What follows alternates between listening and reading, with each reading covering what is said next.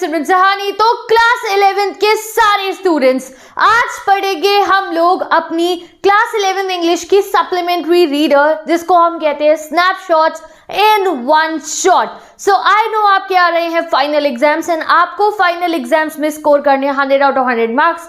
तो उसके लिए मैंने तैयार कर दिया आपके लिए एक वन शॉट सीरीज, जिसमें हम पढ़ेंगे अपने आज स्नैपशॉट बुक के हर एक चैप्टर को लाइन बाय लाइन एक ही वीडियो में। ठीक है, तो स्टार्ट करेंगे हम पहले चैप्टर से और लास्ट चैप्टर तक अभी आज ही इसी समय कवर कर लेंगे। उसके बाद आपको कोई एनसीईआरटी रीड करने की भी जरूरत नहीं, because I am teaching you directly from the NCERT. एक एक लाइनें क्रिस्टल क्लियर तुम्हारे दिमाग में बस जाएंगी। और साथ ही के साथ में फिर सेकंड टेंशन होती है कि दीदी चैप्टर तो पढ़ लिया, इसके बेसिस पे क्वेश्चन आंसर, तो तुम्हें उसकी भी टेंशन नहीं लेनी है। मैं तुम्हें सारे क्वेश्चन आंसर्स प्रोवाइड करूंगी यहीं यूट्यूब पे फ्री ऑफ कॉस्ट। बस तुम्हें वो 10-12 क्वेश्चन जो मैं हर चैप्टर के बताऊंगी उन्हें लर्न कर लेना है समझकर, and you will be fully prepared for your final exams. ठीक है, तो आज शुरू करते हैं हम इस वन शॉट को। ऐसे ही आपके पोएम का वन शॉट भी होगा और ऐसे ही आपके जो है हॉर्नबिल बुक का भी वन शॉट है। तो तीनों वन शॉट्स को आपको देख के 11th के इंग्लिश के सिलेबस को कवर कर लेना है। And writing section is also there in my channel, तो टेंशन की कोई बात नहीं है। शुरू करेंगे हम आज अपने पहले चैप्टर से, हमारी स्नैपशॉट बुक के जो है the summer of beautiful white horse, chapter 1, जिसका नाम है the summer of beautiful white horse. और इसमें हम क्या पढ़ेंगे, देखो इसमें हम दो बच्चों के बारे में पढ़ेंगे, और वो कौन है, एक का नाम है एरम, दूसरे का नाम है मुराद। ये दोनों कजन भाई हैं। ठीक है, और ये एक ट्राइब को बिलोंग करते हैं जो है घारगोलिनियन ट्राइब। और इनकी जो ट्राइब है बहुत फेमस है दो चीज़ों के लिए। एक अपनी ऑनेस्टी के लिए ये लोग बहुत ज़्यादा फेमस है, और दूसरा कहीं ना कहीं ये लोग अपनी पॉवर्टी के लिए भी फेमस है, क्योंकि इनकी ट्राइब के बहुत सारे लोग जो है वो बहुत एक्यूट पॉवर्टी में रह रहे हैं, काफ़ी पॉवर्टी में रह रहे हैं। पर पॉवर होने के साथ साथ ये लोग बहुत ऑनेस्टी है इनके अंदर, बहुत ट्रस्टवर्दी है, कभी झूठ नहीं बोलते। ऐसी ट्राइब को ये दोनों बच्चे एरम और मुराद जो है वो बिलोंग करते हैं। ठीक है, तो ये बात बहुत ज़रूरी है जानने की, ये चीज़ मैं आपको क्यों बता रही हूँ, क्योंकि इस चैप्टर में होता क्या है। अब शुरू करते हैं हम अपने चैप्टर को कि एरम बताता है हमारे को, ये पूरी जो स्टोरी है ये एरम हमारे को बता रहा है। एरम छोटा भाई है, मुराद बड़ा भाई है। एरम 9 साल का है और मुराद 13 साल का है, यानी कि 13 ईयर्स का है। तो दोनों छोटे, बट फिर भी इतना एज गैप दोनों के बीच में है। ठीक है, तो मुराद जो है वो बड़ा भाई है, और मुराद जो है ना काफ़ी ज़्यादा मतलब आपको आउटगोइंग बच्चा है, उसको काफ़ी सारी उसमें स्किल्स है। जैसे ये जो मुराद बच्चा है, इसको घोड़ा चलाना भी आता है, इसको बहुत सारे एनिमल्स के साथ डील करना आता है, यानी कि एनिमल्स लवर है, ये सब एनिमल इसके साथ खुश रहते हैं मुराद के साथ। एरम जो है सिंपल, इसके बारे में ज़्यादा मैं कुछ बता नहीं रखा। एरम अपने भाई मुराद से बहुत प्यार करता है, ये आपको ज़रूर पता चल जाएगा इस चैप्टर से पढ़ के। और एरम को भी घोड़े से बहुत प्यार है, जो हॉर्स होता है, एरम को भी घोड़ा बहुत अच्छा लगता है। तभी इस चैप्टर का नाम ही देखो हॉर्स पे रखा गया है, the summer of the beautiful white horse. तो होता क्या है, एरम बताता है हमारे को कि जब मैं 9 साल का था ना, तो एक दिन की बात है, सुबह सुबह का टाइम हुआ, सुबह हुई थी 4 बजे करीब होंगे, सुबह भी नहीं हुई थी पूरी, मैं सोया हुआ था। ठीक है, तो एकदम से एरम की खिड़की पे ना कुछ पत्थर आके गिरता है। तो एरम मतलब खिड़की के पास में उसका बेड था, वो खिड़की से बाहर देखता है, तो वो कहते हैं मुझे यकीन ही नहीं हुआ जो मैंने देखा। क्यों यकीन नहीं होता, क्योंकि उसे दिखता है कि उसका जो भाई था, जो मुराद है, वो एक घोड़े के ऊपर बैठ रखा था, व्हाइट कलर के बहुत सुंदर से हॉर्स के ऊपर वो था। ठीक है, तो वो कहते हैं मेरे को यकीन इसलिए नहीं हुआ क्योंकि सबसे पहले तो हॉर्स और मुराद के पास हो मैं कुछ समझ ही नहीं सकता था, क्योंकि जो है उनकी जो फैमिली है वो बहुत पुअर है, उसकी भी है, मुराद की भी है। कहते हैं हमारे तो भैया दूर दूर तक सभी रिश्तेदार गरीब है, हमें तो ये लगता है सोच के कि भाई हमारे मम्मी पापा हमारे को खाना भी कैसे खिलाते हैं, हम लोग इतनी गरीबी में रहते हैं। तो मेरे को भाई मुराद को जब मैंने जो है हॉर्स पे बैठे हुए देखा, तो मैं बड़ा हैरान हो गया कि ये हॉर्स कैसे लेकर आया है, कहाँ से इतना इस पे पैसा आया होगा जिससे इसने हॉर्स खरीदा होगा। तो एरम को यकीन ही नहीं होता, वो ऐसे अपने आंखें को जो है ऐसे यूं करता है, मलता है इनको, और जो है देखता रहता है बार बार कि भाई क्या मेरे को अपनी आंखों पे यकीन नहीं हो रहा है। तो फर्स्ट रीजन उसको यकीन नहीं होता क्योंकि वो लोग बहुत गरीब थे, तो उसे बिलीव ही नहीं होता है कि ये घोड़ा कहाँ से ले आया। दूसरा, फिर जब वो अपना थोड़ा माइंड लगाता है, लॉजिक लगाता है, तो उसे लगता है अच्छा कहीं ये जो हॉर्स है इसने कहीं से चुराया तो नहीं होगा मेरे बड़े भाई एरम ने। तो उसे इस बात पे भी बिल्कुल बिलीव नहीं होता, क्योंकि guys as I told you कि उनकी जो ट्राइब है वो पूरी दुनिया में फेमस है ऑनेस्टी के लिए और अपने ट्रस्ट के लिए, और उनके लिए स्टीलिंग मतलब नो है, बिग नो है कि उनके घर में किसी ने चोरी करी हो। तो उसे यकीन नहीं होता, कहते हैं कि नहीं नहीं मेरा भाई चोरी थोड़ी कर सकता है। तो वो उसको बोलता है मुराद को, अपने भाई को, कि ये तुमने चोरी करा है क्या। तो वो उसे एज सच कोई जवाब नहीं देते और उसे कहते हैं कि तुम्हें चलना है तो चलो मेरे साथ में। तो फिर एरम सोचता है, समझ तो जाता है वो कि हाँ भाई मेरे भाई ने तो चोरी करा है ये हॉर्स। तो वो सोचता है अपने मन के अंदर कि देखो हाँ चोरी तो इसने करा होगा, बट चोरी इसने करा है कि हॉर्स को चलाने के लिए, हॉर्स को राइड करने के लिए। कौन सा मेरे भाई ने हॉर्स को इसलिए चोरी करा होगा कि उसको बेच के वो पैसे वैसे कमाएगा, नहीं ना। तो अगर उसने हॉर्स राइडिंग के लिए ही चुराया है तो वो चोरी में कंसिडर नहीं करी जाएगी। और एरम कहता है मेरा खुद भी बहुत मन था हॉर्स राइडिंग करने का, मुझे हॉर्स इतने पसंद है, तो मैं खिड़की में से कूद के बाहर गया और मैं अपने भाई के साथ हॉर्स राइडिंग करने चला जाता हूँ। ठीक है, तो दोनों, वैसे एरम को जो है लगता भी है बुरा कि अरे ये क्या करा है मेरे भाई ने, बट वो खुद इतना मन था उसका हॉर्स राइडिंग करने जाने का, वो चला जाता है। ठीक है, तो क्योंकि वो 9 साल का बच्चा ही तो था ना, तो वो दोनों भाई जो है घोड़े पे बैठते हैं और जो है राइड करने के लिए चले जाते हैं। कहते हैं हम लोग बहुत देर तक जो है घूमते रहते हैं और तब थोड़ा थोड़ा सुबह होनी शुरू हो जाती है, क्योंकि ये लोग जो है ना, जब डॉन था यानी कि जब सूरज निकला भी नहीं था उससे पहले इन दोनों ने जो है अपना घूमना शुरू कर दिया था। वो कह रहा है कि हम जब घूम रहे थे घोड़े पे बैठ के, अब सुबह होने लग गई थी, तो मैं और मेरे भाई ने बहुत मजे करे। और मेरा ये जो भाई है मुराद, जब ऐसा मतलब मजे कर रहे थे हम लोग घोड़े पे, तो इसने क्या करा, गाना गाना शुरू कर दिया। वो हमें क्यों बताते हैं गाना गाना शुरू कर दिया, क्योंकि वो कहते हैं वो गा नहीं रहा था, वो चिल्ला रहा था जियान की तरह, बिल्कुल ही जैसे जियान गाता है और नोबिता और शिजुका पागल हो जाते हैं, वैसे ही जो है ये मुराद गा रहा था। और इससे वो हमें ये बताता है कि जो उसका ये कज़न है एरम का, मुराद, वो कहता है ये ना हमारी फैमिली के एक अंकल खुशरो है, बिल्कुल उनके जैसा है। क्यों, अंकल खुशरो कौन है अब ये जान लो, ये भी एक मेजर कैरेक्टर है हमारी इस वाले चैप्टर के। अंकल खुशरो इन दोनों के ही कोई अंकल होंगे, चाचा होंगे, ताऊजी होंगे, जो भी होंगे। तो वो कहता है कि ये जो हमारे अंकल खुशरो है, वैसे तो मुराद के पापा नहीं है, वो मुराद के अंकल ही हैं, बट फिर भी ये मुराद अंकल खुशरो जैसा है, वो भी इसकी तरह बिल्कुल ही क्रेजी से है, पगलेट से हैं। क्यों, क्योंकि अंकल खुशरो क्या करते हैं, वो कोई भी बात हो रही होती है ना उस पर चिल्ला के बोलते हैं pay no attention to it, यानी कि उस बात पे तुम ध्यान ही मत दो। ये देखो, ये वाली लाइन याद करना। अंकल खुशरो जो है ना, काफ़ी ऐसे बड़ी बड़ी सी उनकी मूछें हैं, बड़े ऐसे लंबे तगड़े से अंकल हैं वो, और उनका एक ही जो है हर बात पे जो है नारा रहता है उनका, कोई उनसे कुछ भी बात करे वो कहते हैं it is no harm, pay no attention to it. In fact एक बार ये जो इनके अंकल खुशरो है इनकी फैमिली के, वो एक बार्बर के शॉप पे बैठ के अपनी दाढ़ी वाड़ी बनवा रहे थे, तो उनका बेटा आके कहता है अरे कि भाई पापा हमारे घर में आग लग गई है, तो वो उसको भी ये कह के भगा देते हैं pay no attention to it is no harm, कोई ध्यान मत दो इस बात पे। तो मतलब कि इतने पागल से अंकल खुशरो। और यहाँ पे एरम कहता है कि मेरा भाई जो मुराद है ना, ये भी उनके जितना ही पागल है। इसके पापा तो बहुत सीधे से हैं, बहुत ही ऐसे मतलब ऐसे नहीं घोड़ा वोड़ा चुरा लेंगे किसी का, इसके पापा बहुत सीधे, बट ये अंकल खुशरो पे गया है। हमारी ट्राइब में ऐसा कई बार हो जाता है, किसी का बेटे की हरकतें जो है किसी पे भी जा सकती है, मतलब हमारी ट्राइब में ऐसा होता है। ठीक है, तो अब वो वापस जो है आपस में दोनों भाई जब जा रहे होते हैं, तो मुराद अब एरम को कहते हैं कि अब तू उतर जा घोड़े से, मैं अब इसे अकेला चलाऊंगा। तो एरम कहता है मैं तब उतरूंगा और अकेले राइड तुम्हें तब करने दूंगा जब तुम मुझे भी अकेले राइड करने दोगे। तो मुराद कहता है ठीक है, अगर घोड़ा चाहेगा, जो हॉर्स है वो चाहेगा, तो ठीक है तुम भी अकेले राइड जो है कर लेना। ठीक है, तो फिर एरम उतर जाता है और मुराद अच्छे से घूमकर वापस आता है, और अब जो है एरम बैठता है। जब एरम उसके ऊपर बैठता है एंड वो जो है घोड़े को किक करता है सो दैट वो जो है जलना शुरू करे, तो घोड़ा जो है उसको नीचे गिरा देता है। तो एरम नीचे गिर जाता है और वो जो हॉर्स है वो भागता हुआ पता नहीं बहुत दूर चला जाता है। और ये चीज़ उनके लिए प्रॉब्लम बन गई, क्योंकि वो तो चोरी करके घूम रहे थे उसको, और अब सुबह होने लग गई थी। तो मुराद भागता हुआ आता है एरम के पास और कहता है कि तुमने क्या किया। तो वो कहता है कि मुझे तुम्हारी चिंता नहीं है एरम, मुझे उस हॉर्स की चिंता है, अगर वो लोगों ने देख लिया किसी ने तो हम प्रॉब्लम में आ सकते हैं। तो वो दोनों अलग अलग डायरेक्शंस अपने बदलते हैं और हॉर्स को जो है ना बेसिकली वो ढूंढ कर लेकर आते हैं। तो हॉर्स खो चुका था, तो मुराद जाता है और हॉर्स को जैसे तैसे करके ढूंढ के वापस ले आता है। जब वो हॉर्स को ढूंढ के वापस ले आता है तो एरम और मुराद अब बात करते हैं अब क्या करें, क्योंकि अब सुबह हो चुकी थी, बिल्कुल सूरज निकल चुका था। तो वो दोनों कंफ्यूज होते हैं। तो एरम पूछता है अब क्या करें, अब कैसे हम इसके रियल ओनर के पास इस हॉर्स को रखे हैं।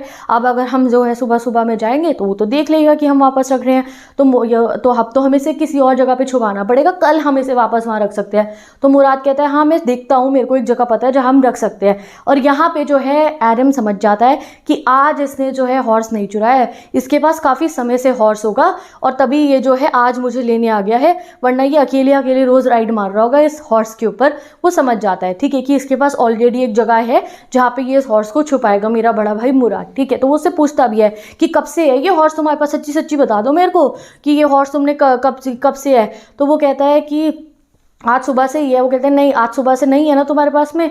तो मुराद कहता है आज सुबह से ही है, कोई पूछेगा तो यही बताना है हमें आज सुबह ये तुम्हें मिला है। मैंने कि अपने भाई को बता देता है कि अगर कोई मिलेगा तो उसको यही झूठ बोलना है कि हमें तो ये हॉर्स सुबह ही मिला है। फिर वो जाते हैं, एक बान होता है किसी एक ओल्ड फार्मर का जिसका नाम फेतविजान है, उसका बान जहाँ पे जो है सब कुछ स्टोर करके रखा जाता है ना फार्म का मटीरियल, वहाँ पे ले जाके ये उस वाले हॉर्स को जो है रख देते हैं और अपने अपने घर चले जाते हैं। क्योंकि जो है समझ जाओ तो मुराद ने तो बहुत पहले से ही चुरा के उसको वहाँ रखा हुआ था, ठीक है।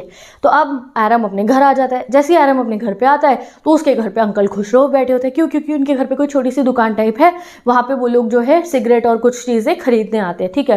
तो अंकल खुशरो बैठे हुए थे और इतने में ही आरम के घर पे जो है एक फार्मर आता है। उस फार्मर का नाम था जॉन बायरो। उसकी मम्मी जो है आके उनको भी सिगरेट्स देती है क्योंकि वही खरीदने आए होंगे वहाँ पे। तो वो एक रूम में बैठ के स्मोक कर रहे होते हैं एंड दे वर सिटिंग।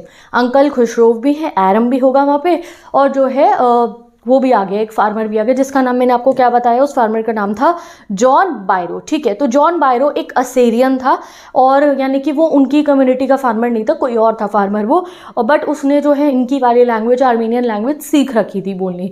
तो वो अंकल खुशरो को बताता है कि मैं ना बड़ा दुखी हूँ क्योंकि ना मेरा जो हॉर्स है वो चोरी हो चुका है।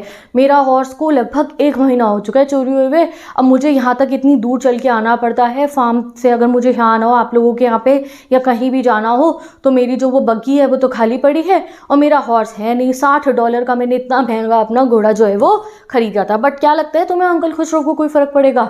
नहीं, अंकल खुशरो को कोई फ़र्क नहीं पड़ता जब वो उसको अपना दुख बता रहा होता है कि मेरा हॉर्स जो है चोरी हो गया। और वो कहते हैं अरे कोई बात नहीं, नो पे नो अटेंशन। वो कहते हैं मेरे $60 का, तो कहते हैं पैसों पे तो मैं पैसों को तो मैं देखता ही नहीं हूँ। फिर वो कहता है कि मेरे पैरों में बहुत दर्द होता है इतना चलने के बाद, मैं बूढ़ा हो चुका हूँ। तो वो कहता है क्या है ये, वो पे नो अटेंशन। तो अंकल खुशरो तो सुनते नहीं और सड़के घर से उनके चले जाते हैं कि क्या ये बूढ़ा फार्मर आके मेरे को अपने दुखरे रो रहा है, ठीक है। तो फिर जो है आरम की मम्मी उन्हें समझाती है जॉन बायरो को कि ये तो हमारे ऐसे ही हैं बड़े घर के, अब ऐसे उनको जो है एंटरटेन करती हैं कि ठीक है आप छोड़ो। तो इतने में आरम को जब समझ में आ जाता है कि भाई ये जो मैं सुबह हॉर्स पे घूम के आऊँ ये तो इन अंकल का था, जॉन बायरो फार्मर का। तो ये भागता हुआ जाता है मुराद के पास में। मुराद जो है गार्डन से में जो भी यहाँ पे बैठा होता है तो वो जाके मुराद को जल्दी जल्दी बताता है कि भाई तुमने जो है मेरे घर पे एक जॉन बायरो नाम का फार्मर आया है और वो तो जो कह रहा है कि तुम्हारे पास जो है घोड़ा तुमने 1 महीने से चुरा रखा है, उसे अपना हॉर्स वापस चाहिए। वो ऐसे उनको रो रहा था मेरे घर पे आके।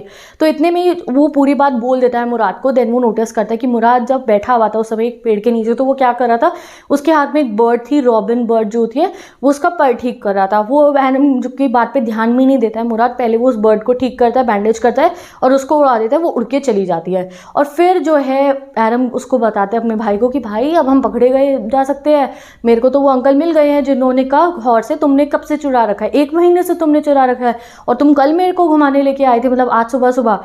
तो वो उसको ऐसे बोलता है, ठीक है, मुराद को। फिर जो है आरम, अब तुम भरोसा नहीं करोगे इस आरम बच्चे पे, ये मुराद को कहता है कि are you going to return the horse, क्या तुम इस हॉर्स को रिटर्न कर दोगे? यहाँ से देख लो, ये काफ़ी फ़नी लाइन से, तो एक बार इनको रीड करा देती हूँ, ठीक है। तो जो जैसे ही मुराद के पास जाता है उसको बताते हैं कि फार्मर जॉन बायरो आया था और उसने बताया है कि उसका हॉर्स है, और उसको कहता है कि प्लीज़ भाई इसको ना अभी वापस मत करियो, इस हॉर्स को ना अभी वापस मत करियो। तूने तो मुझे कहा था कि तुम मुझे हॉर्स राइडिंग सिखाओगे, अगर तुम कल ही इसे वापस कर दोगे तो मैं हॉर्स राइडिंग कैसे सीखूंगा? तो मुझे पहले हॉर्स राइडिंग सिखाना, फिर इसको जो है रिटर्न कर देना। तो वो पूछता है उससे, अपने भाई से, मुराद से, कि तुम्हें क्या लगता है मेरे को हॉर्स राइडिंग सीखने में कितना समय लगेगा? तो मुराद कहता है 1 साल तक लगेगा। तो फिर वो कहता है अच्छा तुम मुझे 1 साल तक जो है रखने को कह रही हो ये जो है हॉर्स को? तो आरम कहता है नहीं नहीं नहीं, 1 साल तक तो नहीं कह रहा हूँ मैं। बट फिर मुराद कहता है कि अच्छा ठीक है, हम देख लेंगे, जब तक तुम्हें लगेगा, जब तक तुम्हें सीखने में, तब तक हम अपने पास रखेंगे इस हॉर्स को। तो दोनों भाई, मुझे तो लगा था कि जब मैंने चैप्टर पहली बार पढ़ा था कि आरम जल्दी से भाग के जाएगा मुराद के पास और उसे कहेगा इस हॉर्स को कल ही वापस कर देंगे हम, बट ये भाई साहब क्या कहते हैं कि भाई अभी वापस मत करियो, 6 महीने तो 6 महीने हम इसे अपने पास रख लेंगे, बट जब तक मुझे जो है हॉर्स चलाना नहीं आ जाता तब तक तो हम इसको अपने पास में ही रखने वाले हैं। तो और ये दोनों करते भी ऐसे हैं, कोई ये हॉर्स जो है रिटर्न नहीं करते हैं। 2 हफ्ते तक ये रोज सुबह निकल के जाते थे। आरम जो है सीखता था हॉर्स चलाना, मुराद उसको सिखाता था, एंड हॉर्स इनके पास ही रहा 2 हफ्ते तक। फिर एक दिन सुबह जब ये लोग हॉर्स पे जो है राइड करते हुए जा रहे थे तो इन्हीं रास्ते में टकर जाता है जॉन बायरो। तो भाई अब ये रंगे हाथों पकड़ने जाने वाले थे। तो इतने में क्या होता है, ये करते हैं गुड मॉर्निंग जॉन बायरो कहते हैं। तो इतने में ही वो जो है ना मुराद अपने भाई को चुप करा देता है, जैसे छोटे भाई को चुप चुप कराते, बट भाई तू चुप रही, मैं बात करूँगा, मेरे को सब तरीका आता है इनको डील करने का। तो दोनों हॉर्स से उतरते हैं और जॉन बायरो को ग्रीट करते हैं। जॉन बायरो भी बड़ा जो है देखता है हॉर्स को, और उसे कहीं ना कहीं लगता है कि ये उसका हॉर्स है। तो वो उसे पूछता है मुराद से कि ये हॉर्स आपका है, नाम क्या है इसका? तो जो है मुराद बिल्कुल कॉन्फिडेंट होकर झूठ बोल के कहता है कि जो हॉर्स है ये उसका नाम है माई हार्ट, मेरी जान, ऐसे करके बता देता है कि ये तो मेरे हॉर्स का नाम है। ठीक है, तो जॉन बायरो उनको बताता है कि मेरे पास भी एक ऐसा ही हॉर्स था और वो हॉर्स मेरा 1 महीने से भी ज़्यादा हो गया है, वो चोरी हो गया है। तो कहीं ना कहीं वो उनको कह रहा है कि भाई मेरा हॉर्स भी ऐसा सही था और वो चोरी हो गया है, तो क्या मैं इस हॉर्स को चेक कर लूँ, मैं इसको चेक कर लूँ कि कहीं ये मेरा तो नहीं है? तो मुराद कहता है हाँ जी ज़रूर आप चेक करो। तो जॉन बायरो जो हॉर्स है उसको जो है उसके माउथ को चेक करता है, उसकी टीथ वगैरह गिनता है एंड उसको प्रॉपर चेक कर लेता है। और उसको चेक करने के बाद आपको क्या लगता है कि वो क्या बोलेगा? तो वो ये बोलता है, जॉन बायरो, वो कहता है कि देखो ये हॉर्स बिल्कुल वैसा है जैसा मेरा हॉर्स था, but as I know that तुम घारगोलियन ट्राइब के बच्चे हो, तो मैं अपनी आंखों पे, अपनी सेंसेस पे भरोसा भी नहीं करूँगा, क्योंकि मुझे पता है कि तुम लोग चोरी नहीं कर सकते हो, ये तुम्हारी फैमिली की जो है प्राइड है। तो ऐसा हो सकता है कि ये जो हॉर्स है ये मेरे हॉर्स का कोई ट्विन भाई हो, कोई उसका ट्विन हो। और फिर वो वहाँ से चला जाता है। तो ये चीज़ हमें शो करिए कि जॉन बायरो ने आंखों देखी बात पे भरोसा नहीं करा। ऑन व्हाट थिंग, उनकी फैमिली की जो इतनी ज़्यादा प्राइड थी, उनकी फैमिली की इतनी ज़्यादा इज्जत थी कि आंखों से उसने सामने देख लिया मेरा हॉर्स है, बट उसने कहा कि नहीं नहीं ये मेरा नहीं होगा, ये मेरे हॉर्स का कोई ट्विन होगा। फिर जो है ये दोनों बच्चे समझ जाते हैं कि नहीं अब तो हमें इसे वापस रख के आना होगा। तो फिर वो जाते हैं जॉन बायरो के फार्म पे उसके हॉर्स को रिटर्न करने के लिए। जब ये लोग जॉन बायरो के फार्म पे जाते तो वहाँ पे खूब सारे डॉग्स थे और आरम डर जाता है उन डॉग से। तो मुराद कहता है अरे कोई नहीं, मुझे कुछ नहीं कहेंगे dogs, I have way with the dogs, यानी कि एनिमल से और लोगों से भी इसे बात करना, डील करना मुराद को अच्छे से आता था। तो फिर वो जो है वहाँ पे छोड़ देते हैं उस हॉर्स को और वापस आ जाते हैं। उसको जो है लीव करते हैं उस हॉर्स को। तो मुराद बहुत प्यार करता है उस हॉर्स को और उसको जो है पैट करता है, उसको जो है गले लगाता है और तब उसको वहाँ जॉन बायरो के फार्म पे छोड़ देते हैं और वो दोनों घर वापस आ जाते हैं। अब अगले दिन की बात होती है, या नहीं उसी दोपहर की बात है, उसी आफ्टरनून की बात होती है। जॉन बायरो जो है फिर से एरम के घर पे आता है और अब वो अपना घोड़ा भी लेकर आया था और अपनी गाड़ी भी लेकर आया था और उसकी मम्मी को दिखाता है कि देखो ये वो रहा मेरा हॉर्स जो चोरी हो गया था, आज ये वापस आ गया है। और तुम्हें पता है कि ये जो मेरा हॉर्स है पहले इतना ज़्यादा बैड टेम्पर्ड था, यानी कि मेरी बिल्कुल नहीं सुनता था, अब ये बहुत बढ़िया हो चुका है, इवन बेटर टेम्पर्ड है और अच्छा जो है दिखने में भी अच्छा हो गया और ज़्यादा स्ट्रॉन्ग हो गया है। आई एम वेरी हैप्पी कि मेरा जो है हॉर्स वो वापस आ गया है। और वहाँ पे उस समय भी अंकल खुश हो बैठे होते हैं, वो चिल्ला के इरिटेट होके कहते हैं pay no attention to it. अब हॉर्स तो मिल गया ना, अब क्यों इतना जो है बड़ा चढ़ा के बोलो, पे नो अटेंशन टू इट। और यहाँ पे तुम्हारा चैप्टर कंप्लीट। तो देखा कितना फनी क्यूट इंटरेस्टिंग चैप्टर था कि ये दोनों बच्चों ने इतने समय तक इन्होंने हॉर्स को चोरी करके रखा, बट इनकी सोच क्या थी कि हम चोरी कर रहे हैं बेचने के लिए नहीं, हॉर्स को राइड करने के लिए। ठीक है, तो कहीं ना कहीं ये गलत भी थे और कहीं ना कहीं इनके अंदर ये बचपना भी था। ओके गाइस, तो अब पढ़ते हैं अपना सेकंड चैप्टर स्नैपशॉट्स बुक का, द एड्रेस। ये चैप्टर में एड्रेस ही सबसे ज़्यादा इंपॉर्टेंट है, इसलिए इसका नाम रखा है द एड्रेस। इसमें हम जानेंगे एक बच्ची के बारे में, एक लड़की के बारे में जिसने वॉर टाइम में अपने जो है पूरी फैमिली को खो दिया है। ठीक है, ये जो बच्ची है वो क्या करेगी, देखो जब वॉर टाइम हुआ, अब कहाँ की वॉर टाइम की बात हो रही है ये समझ लो। जैसे कि आपको पता होगा हिटलर ने क्या करा था जूस के साथ में, उन्हें कॉन्सेंट्रेशन कैंप्स में ले जाके वो टॉर्चर करके मार दिया करता था।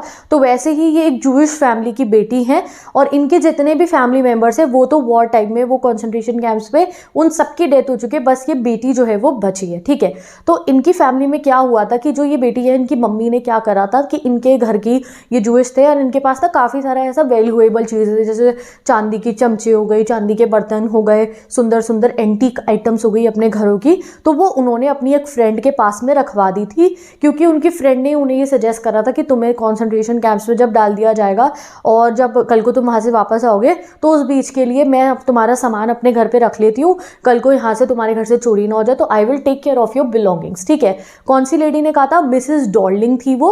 और जो एक बच्ची जिसके बारे में मैं आपको बता रही हूँ, जो अब चैप्टर बताएंगे आपको हमारी नरेटर, उनकी मम्मी का नाम था मिसेस एस। तो मिसेस एस हमारी नरेटर की मम्मी है, उन्होंने अपनी सारी पर्सनल बिलोंगिंग्स, बढ़िया बढ़िया सामान घर का, वो डॉर्लिंग नाम की एक आंटी के घर पे रखवा दिया था, सो दैट वॉर जब एंड होगा तो वो जाके वो सामान वापस लेंगे। अब वॉर खत्म होता है तो फैमिली मेम्बर कोई बचते हैं नहीं, सिर्फ और सिर्फ घर की बेटी बचती है। जो हमारी नरेटर है। तो नरेटर कहते हैं एक दिन ऐसे ही मेरा मन करा, पहले तो मैं उन चीज़ों को याद नहीं करना चाहती थी क्योंकि फैमिली को वो खो चुकी थी, तो वो घर की चीज़ें भी नहीं देखना चाहती थी, बट एक दिन उनके मन में आया कि क्यों ना मैं उस एड्रेस पे जाऊँ और वहाँ जाके अपने सामान वापस लेकर आऊँ। तो वो जाएंगी उस घर पे और क्या होता है उनके साथ ये हम जानेंगे इस चैप्टर में। स्टार्ट करते हैं चैप्टर को। तो वो जो है जाती हैं उन घर पे और वो उस लेडी को जो है नॉक करती हैं घर पे। तो वो लेडी घर से बाहर निकल कर आती है, ठीक है।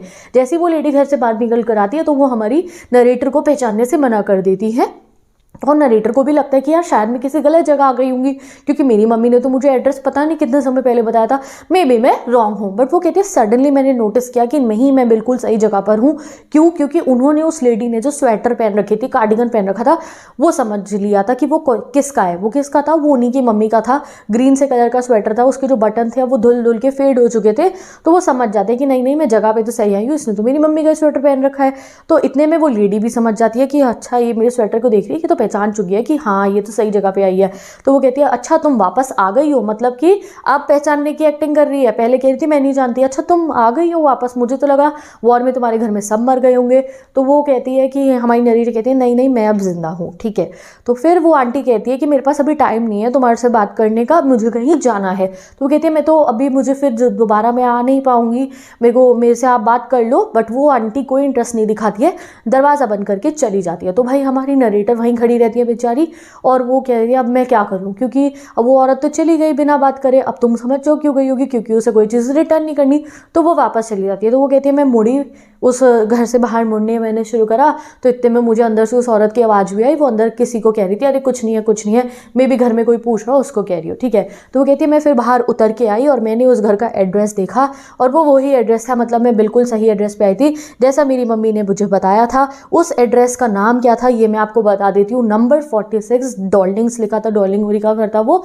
और कहाँ पे था वो? मार्कोनी स्ट्रीट पे था, ठीक है। तो वो कह रही मैं सही जगह पर आई थी बिल्कुल, मतलब। फिर वो वापस जाने लगती है, जब उन आंटी ने तो कोई बातचीत करी नहीं तो वो कह रही मैं वापस जा रही थी फिर अपने घर की तरफ, स्टेशन की तरफ जा रही थी कि फिर मैं ट्रेन लेके अपने घर जाऊंगी। तो रास्ते में वो उस नेबरहुड पे पहुंची जहाँ वो बचपन में रहती थी। तो उन्हें बहुत बुरा लगता है, कह रही मैं उस गलियों के अंदर तो मेरा जाने की हिम्मत ही नहीं हुई जहाँ मैंने जो है मुझे वो सब याद आता, फिर अपना बचपन याद आता, अपने पेरेंट्स याद आते। तो उन गलियों में मैं नहीं गई, मैं जल्दी से स्टेशन पे चली गई, ठीक है। फिर वो जब ट्रेन में बैठती कहती है मुझे याद आया वो पहला दिन जिस दिन मुझे इस बारे में पता चला था कि मेरी मम्मी घर की कुछ बिलोंगिंग्स जो है डॉर्लिंग आंटी को दे रही है। कह रही एक दिन मेरी छुट्टियां थी तो मैं जो है घर आई हुई थी हॉस्टल वगैरह से, जो भी जगह से। तो मैंने घर पे देखा यार कुछ कुछ चीज़ें घर पे मिसिंग है, जैसे तुम्हारे घर में से कुछ चीज़ गायब होगी तो तुम्हें पता चल जाएगा, इवन तो रोज़ तुम उसे नोटिस ना करो। कह रही मुझे कुछ कुछ चीज़ें गायब लग रही थी तो मैंने मम्मी से पूछा तो मेरी मम्मी कह रही अच्छा तुमने पकड़ लिया।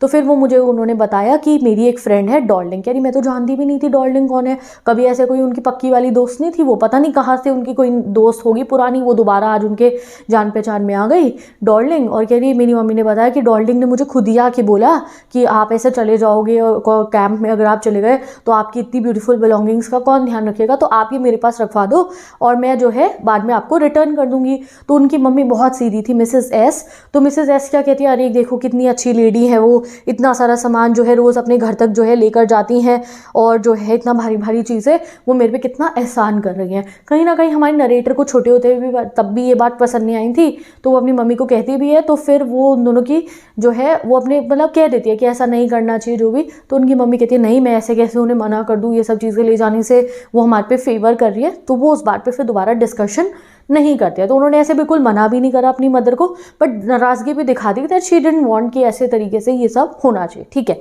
फिर वो स्टेशन पे पहुंच जाती हैं और जो है वो कहती है कि मेरा जो ये फर्स्ट मीटिंग थी डॉर्लिंग के साथ में कि मैं अपने घर की चीज़ें वापस लेकर आऊँगी वो तो बिल्कुल अनसक्सेसफुल हो गई, ठीक है। फिर उन्हें याद आता है कि पहली बार मैं डॉर्लिंग से फेस टू फेस कब मिली थी, कि एक बार मैं सुबह देर से सो के उठी थी, मैं नीचे उतर के आ रही थी तो एक मोटी सी औरत थी वो बहुत सारे सामान उठा के कहीं बाहर जा रही थी। तो तब मेरे को जो है मम्मी ने बताया कि डॉर्लिंग है उसने ब्राउन सा कोट पहन रखा था, हैट पहन के और इधर यूँ थैले पकड़ पकड़ के बाहर लेकर जा रही थी, इतनी सारे उसके हाथ में जो है बैग्स थे। तो तब मेरी मम्मी ने मिलवाया कि देखो ये मिसेस डॉर्लिंग है और ये कहाँ, मैंने पूछा फिर उनसे कि कहाँ रहती हैं ये, इतनी दूर क्या इतना सारी चीज़ें लेके कैसे जाएगी। तो मेरी मम्मी ने बताया ये 46 मार्कोनी स्ट्रीट पे रहती है, ये एड्रेस याद रखना। और वो क्यों कह रही थी उनके याद रखने को, बिकॉज वो आंटी चाहती थी, मिसेस एस चाहती थी कि उनकी बेटी बाद में ये जो चीज़ें हैं ये कभी ना कभी वापस ज़रूर लेंगे, वो लोग लेंगे वापस। बट ऐसा नहीं होता है, उनकी मदर की तो डेथ ही हो जाती है और जब वो खुद चाहती हैं तो वो मना कर देती है। फिर वो कहते हैं कुछ दिन बीत जाते हैं, मेरे मन में फिर आया चलो एक बार और ट्राई करती हूँ, आज जाके बात करके देखती हूँ डार्लिंग से, क्या पता वो मेरे से बात कर ली, उसने तो बात करने को ही मना कर दिया ना उसने कि मैं बिजी हूँ। तो वो दोबारा जाती है, सेकंड ट्राई होता है वो उनका उसी एड्रेस पे, कहती मैं उस एड्रेस पे गई, मैंने नॉक करा तो अब की बार डार्लिंग की बेटी ने दरवाज़ा खोला और तुम देख सकते के पहचान सकते थे कि वो उसकी बेटी है, ठीक है। तो मैंने उससे पूछा तुम्हारी मम्मी का है, तो उसने कहा वो कहीं बाहर गई हैं, आप चाहो तो अंदर आके उनका वेट कर सकती हो।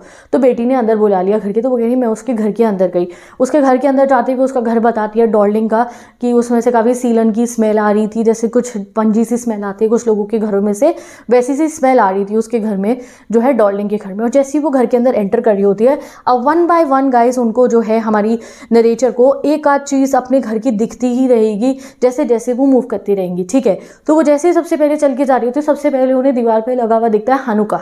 हानुका ऐसा कैंडल्स होल्डर होता है और ये जूस लोगों के लिए घरों में ज़रूर होता है, इट्स इम्पॉर्टेंट फॉर देयर, ठीक है। तो ये हानुका जो है उन्होंने जो है एक स्टैंड पे जो है टांग रखा था, दीवार पे टांग रखा था ये वाला स्टैंड, तो वो भी उन लोगों का ही था, वो पहले देख के समझ जाती है, ठीक है।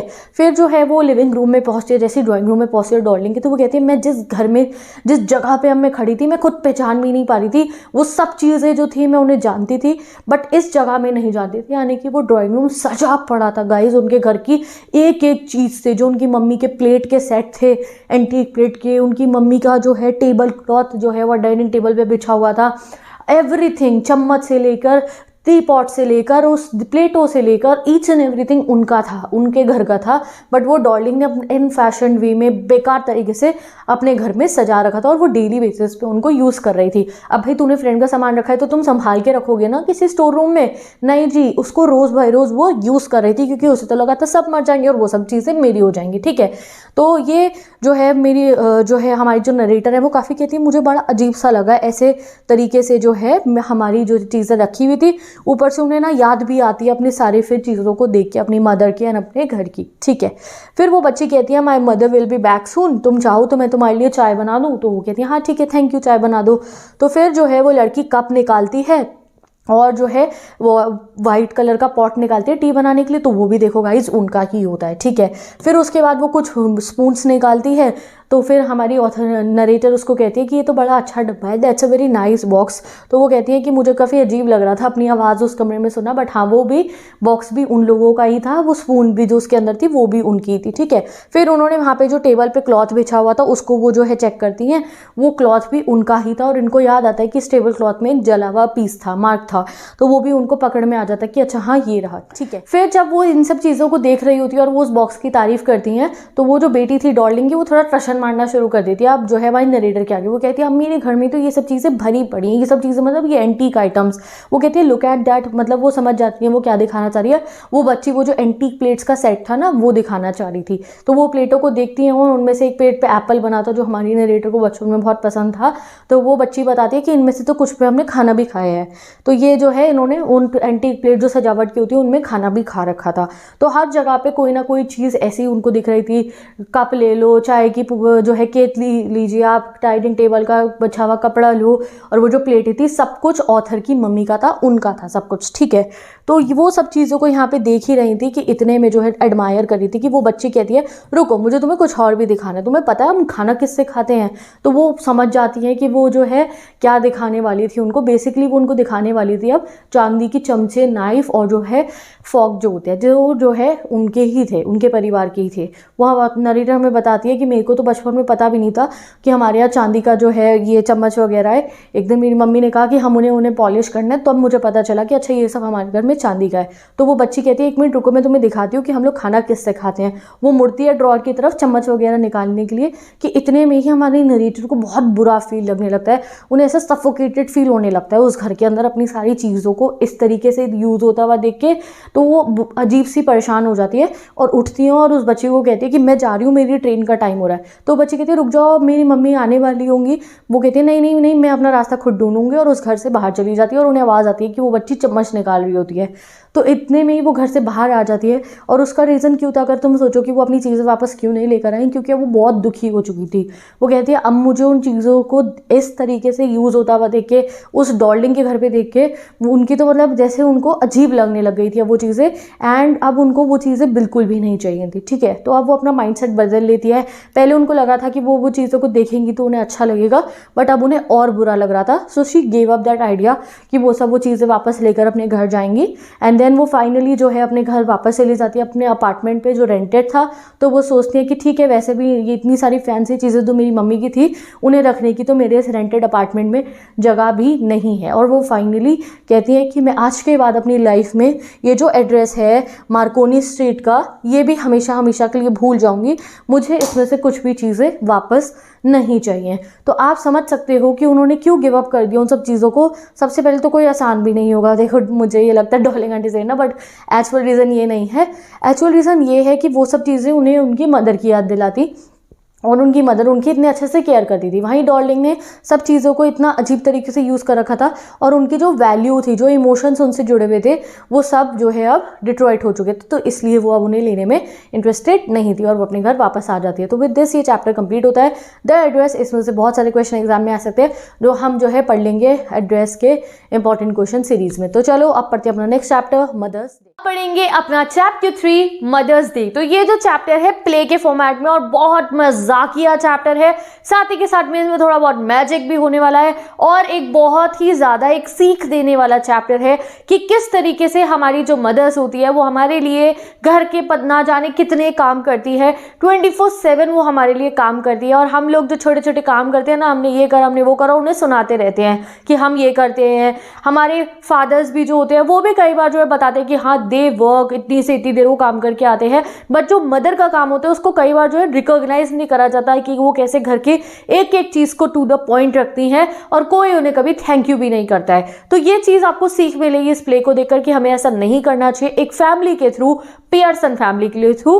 तो यही है प्ले के हमारे मेन कैरेक्टर्स, पूरे की पूरी पियर्सन फैमिली और उनकी पड़ोसन जिसको आता है जादू। तो क्या है प्ले के मेन कैरेक्टर्स पहले जान लो, क्योंकि कोई भी प्ले बिना कैरेक्टर्स के अधूरा होता है। तो पहली कैरेक्टर है इस प्ले की मिसेस एन पियर्सन, ठीक है, या एनी पियर्सन है ये एनी पियर्सन मम्मी है। वो मम्मी है जो बहुत सीधी सी है, बच्चों की हाँ में हाँ मिलाती रहती है, कभी भी बच्चों से किसी बात को मना नहीं कर पाती, डांटना तो दूर की बात है। और बहुत सबमिसिव कैरेक्टर है ये, यानी कि इनके बच्चे इनसे इतनी बदतमीजी से बात करते हैं, हस्बैंड भी ना कोई घर का काम में हाथ बटाते हैं, और इनफैक्ट डांटते रहते हैं अपनी मम्मी को, ये क्यों नहीं करा वो क्यों नहीं करा, बट ये कभी उन्हें कुछ नहीं कहती है।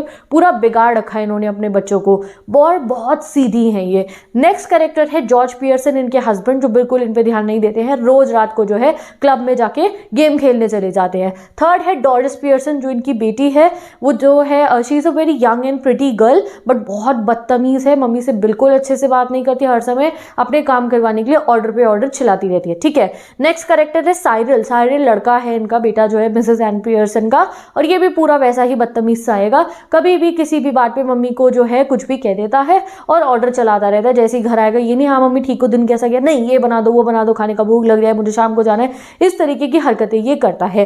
अब बात करते हैं इनकी पड़ोसन की, जिनका नाम है मिसेस फिट्जगिजाल्ड, और ये ना जादू वादू सीख के आई है ईस्ट से। ईस्ट से मतलब कि ये जो हमारा ईस्ट, अगर आप हमारे वर्ल्ड को देखो तो there is a west side जहाँ यूएसए है और जो है साउथ अमेरिकन कंट्रीज है, और अगर ईस्ट साइड में देखोगे तो हमारा इंडिया, चाइना, ये जितनी भी एशियन कंट्रीज आती हैं, ठीक है।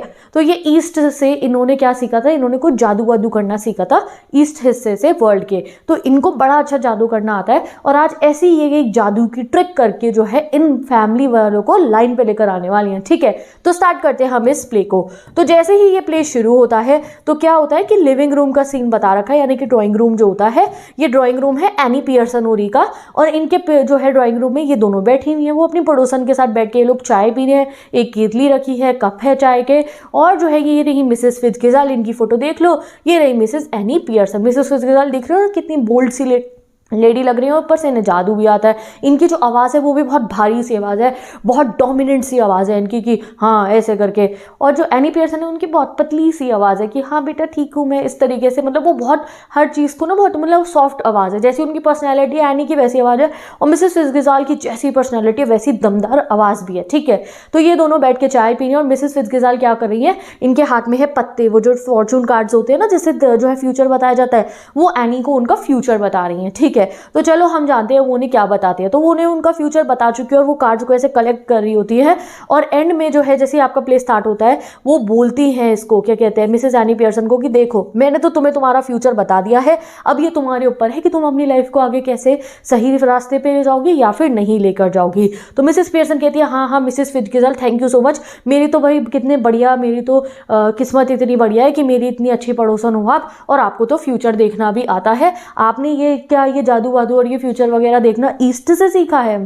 तो वो कहती है हाँ हाँ मैंने ईस्ट से ही सीखा है, क्योंकि वहाँ पे मेरे हस्बैंड जब आर्मी में थे तो मैं वहाँ गई थी और वहीं से मैंने ये सब कुछ सीखा है। और फिर मिसेस फित्ज़gerald कहती है पियर्सन को कि देखो भाई तुम्हें ना अब बॉस लेडी बनना पड़ेगा घर की, अब तुम्हें अपने घर वालों को सही तरीके पे लेकर आना पड़ेगा, ऐसे ही चलता रहा तो कोई अच्छी बात नहीं है। तो मिसेस पियर्सन कहती है आप तो कह देते हो कि भाई ऐसे मैं अपने बच्चों को जो है ऐसे ट्रीट करूँ, उन्हें जो है सीधा कर दूँ, ठीक तरीके से जो है वो मुझसे बात करना सीखे, बट मेरे लिए बहुत डिफिकल्ट है, मैं आज आपको प्रॉमिस कर दूंगी बट कल मेरे से नहीं हो पाएगा। तो मिसेस फित्ज़gerald कहते हैं नहीं ये तो तुम्हें करना पड़ेगा, तो अपने भले के लिए नहीं, तुम्हारे बच्चों के भले के लिए भी you have to tell them क्या करेक्ट है क्या नहीं है, कैसे अपनी मम्मी के साथ डील करना है, कैसे जो है एक अच्छा बच्चा बन के रहना, तुम्हें अपने बच्चों को समझाना पड़ेगा। तो मिसेस पियर्सन कहती है हाँ मैं चाहती तो हूँ बट मैं कर नहीं पाती हूँ।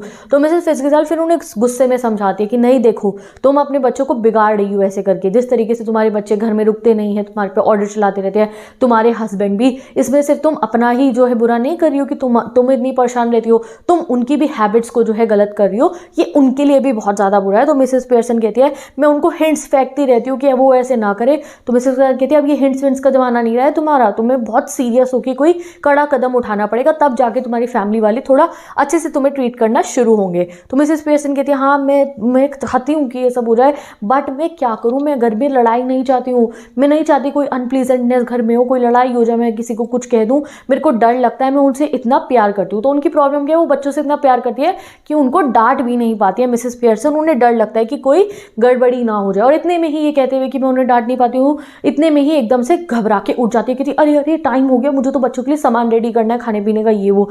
तो इतने में ही मिसेस फित्ज़gerald उनका हाथ पकड़ती है, कहती है चुपचाप बैठ जाओ, यही तो तुम्हारी गलती है, यही जो तुम एकदम से उनसे डर जाती हो, उन्हें कहीं ना कहीं समझाती है, तुम बैठ जाओ चुपचाप, आएंगे अपने आप और अपना काम खुद करेंगे। और फिर मिसेस फित्ज़gerald एक सिगरेट निकालती है और सिगरेट फूकना शुरू कर देती है, क्योंकि वो काफ़ी आउटगोइंग सी लेडी दिखाई है ना, तो भाई ये उनके घर में बैठ के सिगरेट पीनी शुरू कर देती है। मिसेस पियर्सन कहती है मिसेस फित्ज़gerald आई नो आप मुझे क्या कहना चाह रहे हो, मैं प्रॉमिस करती हूँ कि मैं जो है कोशिश करूँगी बच्चों के साथ अच्छा उनको सिखाने की, बट जो है मैं अभी तुम्हें प्रॉमिस कर दूँगी बट शायद मैं इस चीज़ों को नहीं कर पाऊँ, तो इस सबको करने का फ़ायदा नहीं है।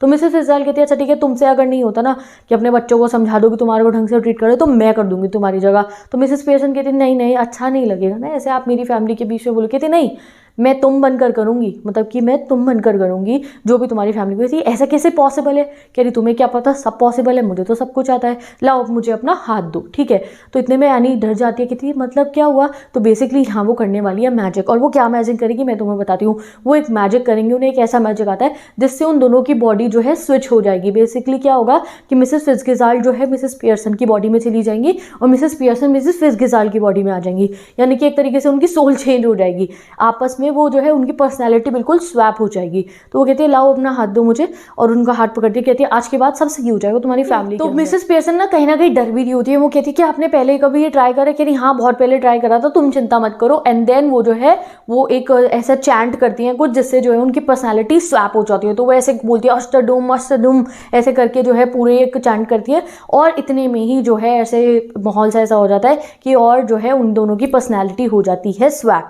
अब क्या हो जाता है कि भाई अब तुम इमेजिन करो कि मिसेस पियर्सन बहुत बोल्ड सी हो गई है क्योंकि उनके अंदर आ गया फिट्जगेज़ाल्ट की आत्मा, और जो है मिसेस फिट्जगेज़ाल्ट बहुत ही सीधी सी हो गई है क्योंकि उनके अंदर चली गई है मिसेस पियर्सन। अब जैसे उनकी पर्सनैलिटी स्वैप होती है तो अब मिसेस पियर्सन जो है बेसिकली जो फिट्जगेज़ाल्ट है वो सामने अपनी ही बॉडी के जो वो सिगरेट पी रही थी ना वो सिगरेट निकाल लेती है उनके मुँह से, कहती है इसकी तुम्हें कोई ज़रूरत नहीं है, मैं पीऊँगी इसको। और वहीं वो सीधी सी मिसेस पियर्सन जो है अब बन चुकी है बिल्कुल बोल्ड सी, और वो जो मिसेस फिट्जगेज़ाल्ट जो बोल्ड सी थी उनके अंदर चली गई है भाई पियर्सन आंटी। तो अब बिल्कुल इस बात में कंफ्यूज मत होना, पर्सनैलिटी हो चुकी है स्वैप दोनों के बीच में, ठीक है।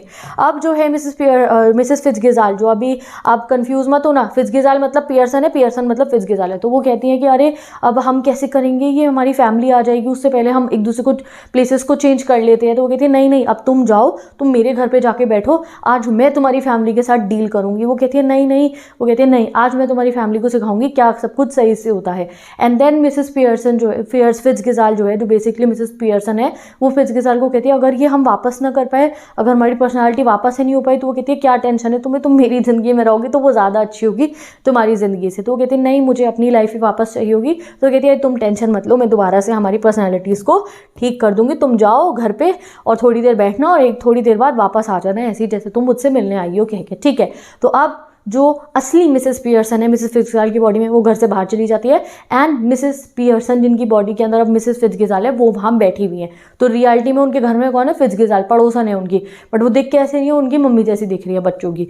तो अब आपको जो है इतनी हंसी आने वाली है, रेडी हो जाओ। तो क्या होता है उनके ड्राइंग रूम में अब वो बैठी हुई है मिसेस फिट्जगेज़ाल्ट है, दिखने में पियर्सन जैसी है, वो स्मोकिंग कर रही है और वो कार्ड्स वगैरह खेल रही है। इतने में उनकी बेटी जो डोरिस है वो घर के अंदर आ जाती है, और डोरिस की जैसी आदत है घर आती मम्मी पे ऑर्डर चलाना, आके कहती है वो मेरी येलो वाली ड्रेस मम्मी प्रेस कर दो, आपने प्रेस करके नहीं रखी क्या, ये वो मुझे वो दे दो। तो भाई और वो इतने में बोलती है तो जो है इतने पे फिर ध्यान से देखती है कि भाई उसकी मम्मी कर क्या रही है। भाई उसकी मम्मी तो जो है सिगरेट पी रही है। तो बड़े हैरानों की पूछती है mom what are you doing, आप क्या कर रही हो। तो अब ना मिसेस पियर्सन में वही है, तो मैं बार बार नहीं बताऊंगी तुम्हारे को कि फिट्जगेज़ाल्ट है, तो अपने आप समझ जाना। तो डोरिस कहती है मम्मी क्या कर रही हो तुम, स्मोकिंग कर रही हो, आप कब से स्मोकिंग करने लगे, ये तो क्या हो गया, मना है क्या कोई कि मेरे लिए कोई कानून में मना है क्या कि मैं स्मोकिंग नहीं कर सकती हूँ। वो कहती है नहीं बट मुझे लगा आप स्मोकिंग नहीं करते थे। तो कहती है नहीं आज से करने लगी हूँ, तुम्हें गलत पता होगा, ठीक है। अब डोरिस कहती है कि हम चाय क्या किचन में पीने वाले हैं। तो कहते हैं तुम्हारी मर्जी है, जहाँ चाय पीनी है वहाँ जाके पी लो, मैं तो अपनी चाय पी चुकी हूँ और थोड़ी देर तो मैं बाहर जो है खाना खाने के लिए भी जाऊँगी। यहाँ पर डोरिस बड़ी हैरान कि भाई उसकी मम्मी को हो क्या गया, घर आके जो है ना उसकी ड्रेस के बारे में उसे बता रही है, ना उसके लिए चाय बना के रखी है, ऊपर से कह रही है कि मैंने तो चाय अपनी पी ली है, खुद बना लो और मैं थोड़ी देर बाद बाहर घूमने जाऊँगी। तो डोरिस को अपने कानों पर यकीन नहीं होता, कहती है कौन बाहर खाना खाने जाएगा। तो मिसेस पियर्सन कहती है मैं जाऊँगी और कौन जाएगा। वो कहती है मम्मी आपको क्या हो चुका है, ठीक तो हो। तो वो कहते हैं चुप रहो, पागलों की तरह बात मत करो। तो मतलब वो डोरिस को डांट देती है। तो डोरिस कहती है कि मैं पागल नहीं हूँ, आप पागल हो गए हो, तुम्हें पता नहीं है मैं पूरा दिन इतना काम करके आई हूँ, इतना थक हार के मैं आई हूँ और आप मुझे चाय तक नहीं पिला रही हो। तो मिसेस पियर्सन कहती है अब मुझे मत दिखाओ ये सब कितना काम करके आई हो तुम और कितनी थकी हुई हो, मैं तुम्हारे से ज़्यादा देर काम करती हूँ, ठीक है। तो डोरिस कहती है कि अब आप मुझे ये सब मेरे टाइम वेस्ट मत करो, मुझे जो है वो येलो वाली ड्रेस पहननी है अपनी, क्योंकि जो है मुझे बाहर जाना है, तो मुझे वो प्रेस करी हुई चाहिए, मुझे जैसे भी करके मुझे वो प्रेस करी हुई चाहिए अपनी ड्रेस। तो वो कह रही है क्या मतलब तुम्हें प्रेस करी हुई चाहिए, अपने आप प्रेस हो जाएगी क्या ड्रेस, जाओ अगर तुम्हें अपनी ड्रेस पहननी है तो अपने आप जाके प्रेस कर लो। तो वो सीधा मना कर देती है कि मैं तुम्हारी कोई ड्रेस जो है प्रेस नहीं करने वाली हूँ, ठीक है। तो अब मिसेस पियर्सन उन्हें कहती है कि भाई मैं नहीं करूँगी, तुम्हें खुद करनी है तो खुद कर लो। और उससे ये भी पूछती है वैसे तुम्हें जाना क्या है, क्यों चाहिए तुम्हें अपनी येलो वाली ड्रेस। तो वो कहती है वो मुझे बाहर जाना है। डोरिस कहती है कि मुझे बाहर जाना है अपने बॉयफ्रेंड जो है चार्ली स्पेंसर के साथ घूमने। तो वो कहती है क्यों जाना है। कहती है मम्मी क्या हो गया, जाना है तो जाना है, मैं आपसे पूछूंगी क्या बाहर जाने के लिए। तो कहती है हाँ तुम्हें मुझसे पूछना पड़ेगा बाहर जाने के लिए, और जिस लड़के के साथ तुम जा रही हो वो चार्ली स्पेंसर, मैं तो कभी ऐसे लड़के के साथ बाहर घूमने ना जाऊँ, दांत तो टूटे हुए हैं उसके, ऊपर से पागल सा है। ये सुन के जो है वही डोरिस को तो रोना ही आने वाला होता है। वो इतना बुरा मान जाती है कि अब उसकी मम्मी जो है उसके बॉयफ्रेंड का इतना मजाक भी उड़ा रही है और वो उसको शटअप बोल के वहाँ से भाग जाती है, ठीक है। अब डोरिस तो वहाँ से भाग जाती है। अब आता है उसका भाई, और वो भी जो है वैसे ही हैरान होने वाला है अपनी मम्मी की हरकतें देख के जैसे डोरिस हुई। तो जैसे ही साइरल अंदर आता है कहता है हेलो मम्मी चाय बना दो जल्दी से, चाय रेडी हो गई।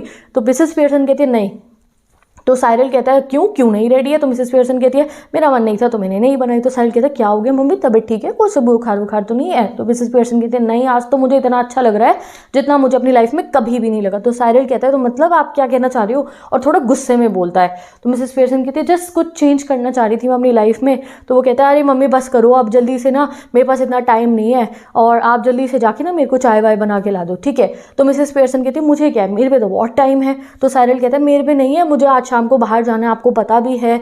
तो जो है आपको मैंने कहा था ना मेरी कुछ चीज़ें बाहर निकाल के रख देना, आपने वो किया?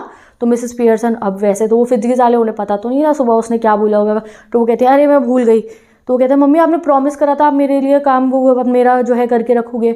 अच्छा मुझे नहीं याद, मैं जो है करा होगा प्रॉमिस, अब मेरा मन नहीं, अब मैं नहीं करूँगी। सीधा जो है मिसेस पियर्सन मना कर देती है कि मैं नहीं करने वाली हूँ, ठीक है? तो साइरल कहता है हाँ ये बहुत अच्छा तरीका हुआ बात करने का, अगर हम आपसे ऐसे बात करेंगे तो आप कितना गुस्सा होगे। तो मिसेस पियर्सन को अब मिल गया मौका कि भाई ये सब तो अब मैं इन्हें सुनाऊंगी। तो कहती है हाँ मैं वैसे ही बात कर रही हूँ जैसे तुम सब लोग मेरे से डेली बेसिस पे बात करते हो। अब जैसे जब तुम्हारा मन नहीं होता कुछ करने का तो तुम नहीं करते, तो वैसे ही आज से जो चीज़ करने का मेरा मन नहीं होगा मैं भी कोई तुम्हारी बात नहीं मानूंगी। जैसे बाहर तुम एक यूनियन बना के अपने प्रोटेस्ट करते हो, वैसे ही आज से मेरा प्रोटेस्ट शुरू है, जो मुझे पसंद नहीं होगा वो मैं नहीं करूँगी। तो साइरल जो है कहता है मुझे तो कुछ समझ में नहीं आ रहा आपके साथ क्या हो रहा है। तो मिसेस पियर्सन कहती है जस्ट चेंज, मैं बदल रही हूँ। और जो है इतने में डोरिस अंदर आ जाती है। अब जब डोरिस अंदर आती है तो नॉट लुकिंग वेरी गुड, ठीक है, बड़ी मायूस सी लग रही थी, उसकी रोया वैसी शक्ल लग रही थी। तो उसको देख के अब मिसेस पियर्सन कहती क्या हो गया, ऐसी शक्ल लेके तुम, मैं उससे मिलने भी ना जाऊँ, चार्ली ने जैसी तुमने अपनी शक्ल की हालत कर रखी है। तो भाई यहाँ पे डोरिस को सोचती है कि भाई अब मेरी मम्मी को आज क्या हो गया है, पहले तो मुझे रुला रही है, ऊपर से जो है मेरे को ही ऐसे करके बोल रही हैं। तो वो कहती है कि आपकी वजह से ही हुआ है जो ये हुआ है, आपकी वजह से ही मेरा फेस की हालत ऐसी हो चुकी है। तो साइरल कहता है क्यों भाई क्या हो गया, ऐसा क्या कह दिया मम्मी ने तुम्हारे को? डोरिस कहती है तुम्हें से क्या मतलब, और अपने भाई को चुप करा देते हैं, ठीक है? अब जो है मिसेस पियर्सन डोरिस से पूछती है क्या घर में स्टाउट पड़ी है? स्टाउट क्या होता है? एक बियर होती है। तो कहते हैं हाँ पड़ी है, बट आपको क्या है? कहती मेरा मन है पीने का। और वो है किचन में चली जाती है मिसेस पियर्सन एक जो है बियर लेने के लिए, ठीक है? तो इतने में अब दोनों भाई बहन अकेले हो गए और वो अब डिस्कशन करते हैं कि भाई हमारी मम्मी को हो क्या गया है, ठीक है? तो दोनों भाई बहन डिस्कशन करते हैं। डोरिस कहती है क्या तुम्हारे साथ भी वैसा रिएक्ट कर रही है मम्मी? साइरल कहता है हाँ मेरे साथ भी वैसे ही रिएक्ट कर रही है, चाय नहीं बनाई, मेरा कोई काम नहीं करके रखा। डोरिस कहती है थैंक गॉड, मुझे तो लगा भाई अकेले मेरे से ही गुस्सा है सारा, मतलब मैंने कोई गलती कर दी होगी, तो उसे डर लगता है कि उसने कुछ ऐसा गलत करा जिससे मम्मी गुस्सा है। जब उसे पता चलता है कि साइरल के साथ भी ऐसे कह रही अच्छा चलो ठीक है, लगता है कुछ हो गया है मम्मी को। साइरल भी ऐसे ही बोलता है, डोरिस भी। वो कहता है अरे तुमने देखा मम्मी जो है स्मोक कर रही है? डोरिस कहती है और वो पत्ते खेल रही है, मुझे तो यकीन ही नहीं हुआ अपनी आंखों के ऊपर। तो साइरल कहता है हाँ मैंने पूछा क्या तबीयत खराब है ये वो, तो कुछ जवाब नहीं दिया।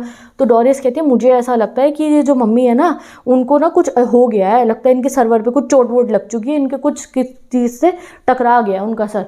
तो साइरल कहते हैं क्या पागल हो गई फिर हमारी मम्मी जो ऐसी हरकतें कर रही हैं? तो डोरिस कहती है नहीं मे बी इनको ना वो उसको चोट लग गई है, तो थोड़ा को दिमाग पे जोर पड़ गया और इसलिए ऐसी हरकतें करी हो। कोई बात नहीं, जब पापा आ जाएंगे ना उसके बाद देखेंगे क्या होता है क्या नहीं होता। तो फिर साइरल कहता है अरे वाह आज तो मतलब देखूंगा मैं घर पे क्या होने वाला है, जब मम्मी पापा से इस तरीके से बात करने वाली है तो आज तो मैं कहीं नहीं जाने वाला, आज तो मैं घर ही रहूँगा। तो ये देख लो दोनों बच्चों को, अब इन्हें ये देखना है कि इनके पापा कैसे रिएक्ट करेंगे इनकी मम्मी की जो है ऐसा चेंज ऑफ बिहेवियर देख के। तो ये अब घर पर रहने को तैयार है वो सब देखने के लिए, ठीक है? तो विद दिस जब ये हंसी रहे होते हैं ऐसे आपस में ना, ये हंस रहे होते हैं कि अच्छा पापा तो इन्हें बहुत डांटेंगे ऐसे, और ये जब हंस रहे होते हैं तो पीछे से मिसेस पियर्सन आ जाती हैं, हाथ में वो जो है ग्लास लेकर एक बियर का, उसमें बियर भी है और बॉटल लेकर, और पीती भी आ रही होती है।